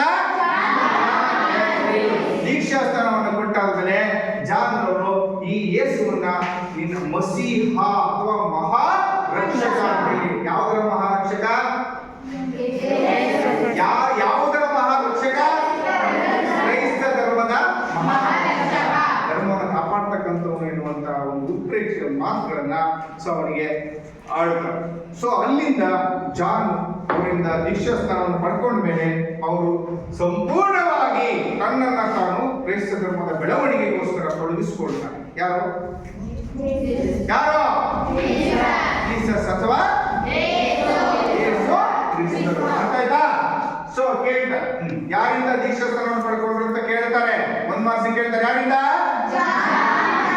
Very good. ಮುಂದೆ ಹೋಗೋಣ. Yes right. ನೋಡಿ, ಮಹಾರಕ್ಷಕ ಅಂದ್ರೆ ದೀಕ್ಷೆ ನೀಡಿದ ಹೇಳಿದಂತಹ ಜೀಸಸ್ ಮಸೀಹ ಅಥವಾ ಮಹಾರಕ್ಷಕ. ಆಗಲೇ ಹೇಳಿದ್ದಲ್ಲ ನಿಮಗೆ, ಮಹಾರಕ್ಷಕ ಅಂತೇಳಿ ಯೇಸುವನ್ನ ಕರೀತಾರೆ. ಅಲ್ಲಿಂದ ಮುಂದೆ ಕ್ರೈಸ್ತ ಧರ್ಮದ ಬೆಳವಣಿಗೆಗೆ ಅವರು ಬೆಳವಣಿಗೆಯನ್ನು ಮಾಡ್ತಾನೆ ಹೋಗ್ತಾರೆ. ನೋಡಿ, ಒಂದೆರಡು ಪ್ರಶ್ನೆಗಳಿದೆ, ಅದಕ್ಕೆ ಉತ್ತರಿಸಿ ನೋಡಿ. ಮೊದಲನೇದು, ಜೀಸಸ್ ಡ್ಯಾಶ್ ಇಂದ ದೀಕ್ಷಾ ಸ್ಥಾನವನ್ನ ಪಡ್ಕೊಂಡ್ರು. Yes, very good. ಯಾರಿಂದ?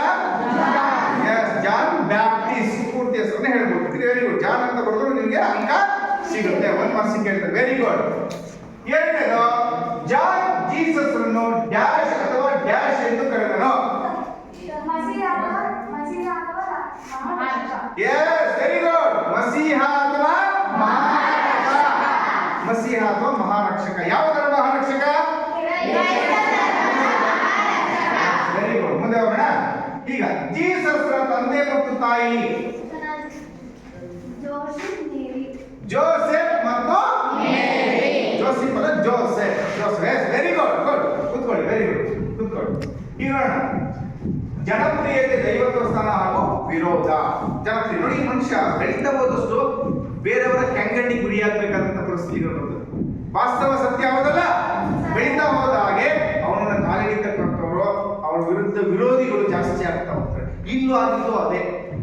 ಏನದು ತಿಳ್ಕೊಬೇಕನ್ನುವಂತ ಹಂಬಲ ಜಾಸ್ತಿ ಆಗುತ್ತೆ. ಸೊ ಈಗ ನಾವು ಅದ್ರ ಬಗ್ಗೆ ತಿಳ್ಕೊಳ್ತಾ ಹೋಗೋಣ. ಜನಪ್ರಿಯ ಯಾವ ರೀತಿ ಜನಪ್ರಿಯ ಆಗ್ತಾ ಹೋದ್ರು, ಅವನ ವಿರೋಧಿಗಳು ಹೇಗೆ ಹೆಚ್ಚಾದ್ರು, ಅದ್ರ ಬಗ್ಗೆ ತಿಳ್ಕೊಳ್ತಾ ಹೋಗೋಣ. ನೋಡಿ, ದೀಕ್ಷೆಯನ್ನ ಜಾನ್ನಿಂದ ಪಡ್ಕೊಂಡ ನಂತರ ಕ್ರೈಸ್ತ ಧರ್ಮದ ಜೀಸಸ್ ರವರ ಸ್ವೀಕಾರದ ನಂತರ ಕಷ್ಟದಲ್ಲಿರ್ತಕ್ಕಂಥ ಜನರಿಗೆ ಅವರು ಸ್ಪಂದಿಸ್ತಾ ಹೋದ್ರು. ಅವರಿಗೆ ಅನೇಕ ಬೋಧನೆಗಳನ್ನು ಮಾಡ್ತಾ ಹೋದ್ರು. ಕಷ್ಟ ಸುಖಗಳಲ್ಲಿ ಭಾಗಿಯಾಗ್ತಾ ಹೋದ್ರು. ಗಾಯಾಳುಗಳಿಗೆ ಒಂದು ಶುಶ್ರೂಷೆಯನ್ನ ಮಾಡ್ತಾ ಹೋದ್ರು. ಹಾಗೂ ಆಮೇಲೆ ವಯಸ್ಸಾದಂತವರಿಗೆ ಸಹಾಯವನ್ನು ಮಾಡ್ತಾ ಹೋದ್ರು. ಸೊ ಹೀಗೆ ಹಲವಾರು ರೀತಿಯಲ್ಲಿ ಅವರು ಸಹಾಯವನ್ನು ಮಾಡ್ತಾನೇ ಹೋದ್ರು. ಯಾರು? ಕಷ್ಟದಲ್ಲಿರ್ತಕ್ಕ ಜನರಿಗೆ ಕೇಳ್ತಾ ಇದ್ರು. ಕಷ್ಟ ಸುಖಗಳಲ್ಲಿ ಭಾಗಿ ಆಗ್ತಾ ಇದ್ರು. ಅವರಿಗೆ ಅನೇಕ ವಿಚಾರಗಳನ್ನ ತಿಳಿಸ್ತಾ ಇದ್ರು. ಹೀಗಾಗಿ ಅವರು ಇದನ್ನೇ ಕೆಲಸವನ್ನ ಮಾಡ್ತಾನೆ ಹೋದ್ರು. ಹೀಗಾಗಿ ಜನ ಇವ್ರನ್ನ ತುಂಬಾ ಇಷ್ಟಪಡ್ಲಿಕ್ಕೆ ಶುರು ಮಾಡ್ತಾರೆ. ಇಷ್ಟರ ಮಟ್ಟಿಗಪ್ಪ ಅಂದ್ರೆ ಇವರನ್ನೇ ಸ್ವತಃ ದೇವರನ್ನಂತೂ ಯಾರು ನೋಡೋಕ್ಕಾಗಲ್ಲ. ಸೊ ದೇವರ ರೀತಿಯಲ್ಲೇ ಜೀಸಸ್ ಅನ್ನ ಜನ ಏನ್ ಮಾಡಿದ್ರು, ನೋಡುವಂತ ಕೆಲಸವನ್ನು ಮಾಡಿದ್ರು.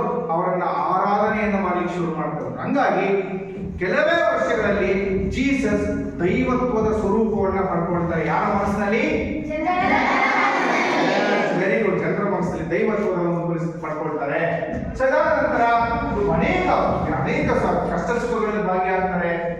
ಒಟ್ಟಾರೆ ಹೇಗೆ ಜಾನ್ರವರು ಮಹಾರಕ್ಷಕ ಅಂತ ಏನು ಕಲ್ಪನೆಯನ್ನು ಮಾಡ್ಕೊಂಡಿದ್ರು, ಆ ಮಹಾರಕ್ಷಕರ ಸ್ಥಾನವನ್ನ ತುಂಬುವಲ್ಲಿ ಜೀಸಸ್ ಏನಾದ್ರು ಯಶಸ್ವಿ ಗೊತ್ತಾಗುತ್ತೆ ಅಂತ. ಹೀಗೆ ಕಷ್ಟ ಸುಖಗಳು, ಜನರ ಒಂದು ಭಾಗಿಗಳಲ್ಲಿ ಭಾಗಿಯಾಗ್ತಕ್ಕಂಥ ಕೆಲಸವನ್ನ, ಬೋಧನೆಗಳನ್ನ ಅವರು ಮಾಡ್ತಾನೆ ಹೋದ್ರು. ಓಕೆ, ನೋಡಿ, ಈ ಸಂದರ್ಭದಲ್ಲಿ ಯಾವಾಗ ಯೇಸು ಜನಪ್ರಿಯತೆಯನ್ನು ಗಳಿಸ್ಕೊಳ್ತಾ ಹೋದ್ನೋ, ಜನಪ್ರಿಯತೆ ಹೆಚ್ಚಾಗ್ತಾ ಹೋದೋ, ಯಹೂದಿಗಳು ಅವರನ್ನ ವಿರೋಧಿಸಿದ್ರು. ಕೆಲವರು ಧರ್ಮ ನೋಡಿ, ಅವ್ರು ಮಾಡ್ತಕ್ಕಂಥದ್ದೆಲ್ಲ ಧರ್ಮದ ಕೆಲಸ, ಬಟ್ ಅವ್ರು ನಮ್ಮದೇ ಧರ್ಮ ಸರಿ ಅಂತ ಇರ್ತಾರೆ. ಹಾಗಾಗಿ ಯಾವಾಗಲೂ ಒಳ್ಳೆಯದನ್ನು ಮಾಡ್ತಾ ಹೋದ್ರು. ಇದನ್ನು ಕೆಲವರು ಸಹಿಸಿಕೊಳ್ಳಿಲ್ಲ. ಯಹೂದಿ ಧರ್ಮದಲ್ಲಿ ಇದ್ದಂಥವರೇ ಇವರ ಒಂದು ಜನಪ್ರಿಯತೆಯನ್ನು ಸಹಿಸಿಕೊಳ್ಳುವಂತ ಕೆಲಸವನ್ನ ಮಾಡಿದ್ರು. ಇವರು ವಿರೋಧಿಸಿ ಶುರು ಮಾಡಿದ್ರು. ವಿರೋಧಿಸಿ ಜನಗಳನ್ನ ಅವ್ರ ವಿರುದ್ಧ ಎತ್ಕಟ್ಟುವಂತ ಕೆಲಸವನ್ನು ಮಾಡಿದ್ರು. ಚಾಡಿ ಮಾತುಗಳನ್ನ ರಾಜನಿಗೆ ಹೇಳಿ ಶುರು ಮಾಡ್ತಾ ಬಂದ್ರು. ಯಾರ ವಿರುದ್ಧ? ಅವ್ರು ಮಾಡ್ತಾರೆ ಒಳ್ಳೆ ಕೆಲಸ, ತಪ್ಪು ಕೆಲಸ, ಒಳ್ಳೆ ಕೆಲಸ. ಆದ್ರೂ ತಪ್ಪಿರೋರೆ ಇವ್ರ ವಿರುದ್ಧ ಏನ್ ಮಾಡಿದ್ರು, ಕೆಟ್ಟ ಹೆಸರನ್ನ ಬರುವಂತೆ ಮಾಡಿ ಶುರು ಮಾಡ್ತಾರೆ. ರಾಜನಿಗೆ ದೂರನ್ನ ಕೊಡುವಂತ ಕೆಲಸವನ್ನು ಮಾಡಿದ್ರು. ಸೊ ಅಲ್ಲಿ ಸಂಪ್ರದಾಯವಾದಿಗಳು ಅಂತ ಇರ್ತಾರೆ. ಕೆಲವರು ಮಾಡೋದೆಲ್ಲ ಧರ್ಮದ ಕೆಲಸನೇ, ಬಟ್ ಹೇಳ್ಕೊಳ್ಳೋದಕ್ಕೆ ನಾವು ಸಂಪ್ರದಾಯವಾದಿಗಳು ಅಂತ ಇರ್ತಾರೆ. ಅರ್ಥ ಕಥಾ? ಸೊ ಅಂತವರು ಏನ್ ಮಾಡಿದ್ರು, ಇವನ ಜನಪ್ರಿಯತೆಯನ್ನು ಸಹಿಸಿಕೊಳ್ಳಕ್ಕಾಗದೆ ಅವ್ರೇನ್ ಮಾಡಿದ್ರು, ಅಲ್ಲಿನ ರೋಮ್ ಸಾಮ್ರಾಜ್ಯದ ರಾಜ್ಯಪಾಲನಾಗಿರ್ತಕ್ಕಂತಹ ಪಾಂಟಿಯಸ್ ಪಿಲಾತ್, ಯಾರು? ಪಾಂಟಿಯಸ್ ಪಿಲಾತ್ ಎನ್ನುವಂತವನಿಗೆ ಒಂದು ದೂರನ್ನ ಕೊಡ್ತಾರೆ. ನೋಡಿ, ಇವನು ಜನರನ್ನ ಹಾಳು ಮಾಡ್ತಾ ಇದ್ದಾನೆ. ಯಾರು? ಹಾಳು ಮಾಡ್ತಾ ಇದ್ದಾನೆ, ಜನರನ್ನ ಅಧೀನಸ್ತಾ ಇರ್ತಾನೆ, ಕೆಟ್ಟ ದಾರಿಯಲ್ಲಿ ಕರ್ಕೊಂಡು ಹೋಗ್ತಾ ಇದ್ದಾನೆ ಅನ್ನುವಂತ ಒಂದು ಇಲ್ಲದ ಆರೋಪವನ್ನ ಆ ಪಾಂಟಿಯಸ್ ಪಿಲಾತ್ ಎನ್ನುವಂತ ರಾಜ್ಯಪಾಲನಿಗೆ ಅವನು ಏನ್ ಮಾಡ್ತಾನೆ, ದೂರನ್ನ ನೀಡ್ತಾನೆ. ಸೊ ಯಾವಾಗ ದೂರನ್ನ ನೀಡ್ತಾನೋ, ಇವನು ರಾಜದ್ರೋಹದ ಕೆಲಸವನ್ನ ಮಾಡ್ತಾ ಇದ್ದಾನೆ ಅಂತೇಳಿ ಅವನ ಮೇಲೆ ಆರೋಪವನ್ನ ಮಾಡ್ತಾರೆ. ಹಾಗಾಗಿ ಪಾಂಟಿಯಸ್ ಪಿಲಾತ್ ಅವರು ಏನ್ ಮಾಡಿದ್ರು, ರಾಜದ್ರೋಹದ ಆರೋಪದ ಮೇಲೆ ಯೇಸುವನ್ನ ಬಂಧಿಸಲಿಕ್ಕೆ ಹೇಳ್ತಾರೆ. ಯಾರೋ? ಯಹೂದಿಗಳ ರಾಜ್ಯಪಾಲನಾಗಿರ್ತಕ್ಕಂತಹ ಪಾಂಟಿಯಸ್ ಪಿಲಾತ್ ಅವರು ಯಾರನ್ನ ಬಂಧಿಸಲಿಕ್ಕೆ ಹೇಳ್ತಾರೆ? ಕೇಳ್ತಾನೆ. ನೋಡಿ, ಅವ್ನು ಮಾಡಿದ ಒಳ್ಳೆ ಕೆಲಸ ಆದ್ರೂ ತಪ್ಪನ್ನು ಅನುಭವಿಸಬೇಕಾದಂತ ಒಂದು ಪರಿಸ್ಥಿತಿ ಅವನಿಗೆ ಬರುತ್ತೆ. ಆದ್ರೆ ಅವ್ರು ಬೇಜಾರಾಗೋದಿಲ್ಲ. ಹಾಗಾಗಿ ಆ ರಾಜದ್ರೋಹದ ಆರೋಪದ ಮೇಲೆ ಅವನನ್ನ ಬಂಧಿಸ್ಬಿಟ್ಟು ವಿಚಾರಣೆಯ ನಂತರದಲ್ಲಿ ಜೀಸಸ್ನ ಅವ್ರಿಗೆ ಶಿಕ್ಷೆಯನ್ನು ಕೊಡಬೇಕು ಅಂತೇಳಿ ಅವನ ಮೇಲೆ ಆದೇಶವನ್ನು ಹೊರಡಿಸ್ತಾರೆ. ಯಾರಿಗೆ? ಜೀಸಸ್ ಅವರಿಗೆ ಒಂದು ಶಿಕ್ಷೆಯನ್ನು ಕೊಡಬೇಕು ಅಂತೇಳಿ ಪಾಂಟಿಯಸ್ ಪಿಲಾತ್ ರಾಜ್ಯಪಾಲರು ಒಂದು ಆದೇಶವನ್ನು ಹೊರಡಿಸ್ತಾರೆ. ಏನಪ್ಪಾ ಅಂದ್ರೆ, ಈ ಯೇಸುವನ್ನ ಗೋಲ್ಗೋತಾ ಎನ್ನುವಂತಹ ಬೆಟ್ಟದ ಮೇಲೆ ನೆನಪಿಟ್ಕೊಳ್ಳಿ. ಯಾವುದು ಬೆಟ್ಟದ? ಗೋಲ್ಗೋತಾ ಎನ್ನುವಂತಹ ಬೆಟ್ಟದ ಮೇಲೆ ಶುಕ್ರವಾರದ ದಿನ ಅವನನ್ನ ಶಿಲುಬೆಗೆ ಏರಿಸಿ ಅಂತೇಳಿ ಅವನ್ನ ಆದೇಶವನ್ನು ಮಾಡ್ತಾರೆ. ಶಿಲುಬೆಗೆ ಏರಿಸಿ. ಶಿಲುಬೆ ಅಂದ್ರೆ ಪ್ಲಸ್ ಮಾರ್ಕ್ ಇತ್ತಲ್ಲ, ಗೊತ್ತಿದ್ಯಾ? ಅದಕ್ಕೆ ಮತ್ತೆ ಅದನ್ನ ಧರ್ಮದ ಸಂಕೇತವಾಗಿ ಇಟ್ಕೊಂಡಿದ್ದಾರೆ. ಆ ಶಿಲುಬೆಗೆ ಏರಿಸಿ ಯಾರನ್ನ? ಅಥವಾ ಶಿಲುಬೆಗೆ ಏರಿಸಿ ಅಂತೇಳಿ ಆದೇಶವನ್ನು ಮಾಡ್ತಾರೆ. ನೋಡಿ, ತಪ್ಪು ಮಾಡದೇ ಇದ್ರು ಶಿಕ್ಷೆಯನ್ನ ಅನುಭವಿಸಬೇಕಾದಂತ ಪರಿಸ್ಥಿತಿ ಬಂತು. ಯಾಕೆ ಅನುಭವಿಸಿದ್ರು ಶಿಕ್ಷೆಯನ್ನ? ಯಾಕೆ ಅನುಭವಿಸಿದ್ರು? ಯಾಕೆ ಅವನಿಗೆ ಶಿಕ್ಷೆ ಕೊಟ್ರೆ? ಬೆಳೆದಿದ್ದಾನೆ ಅಂತ ಸಹಿಸ್ಕೊಳಕ್ಕಾಗೋದಿಲ್ಲ ಅಂತ ಅಲ್ಲ. ಯಾವ ಆರೋಪದ ಮೇಲೆ ಅವನನ್ನ ಹಿಡಿದಾಕಿದ್ರು?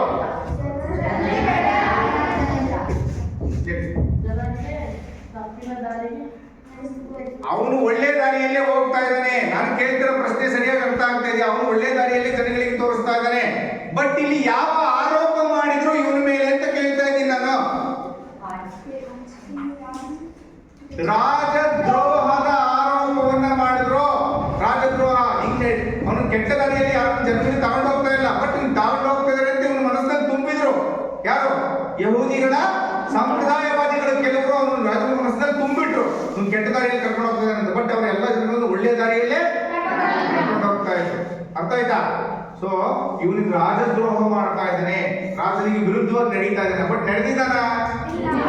ಯೇಸು ಕ್ರಿಸ್ತರು ರಾಜದ್ರೋಹವನ್ನು ಮಾಡೇ ಇಲ್ಲ.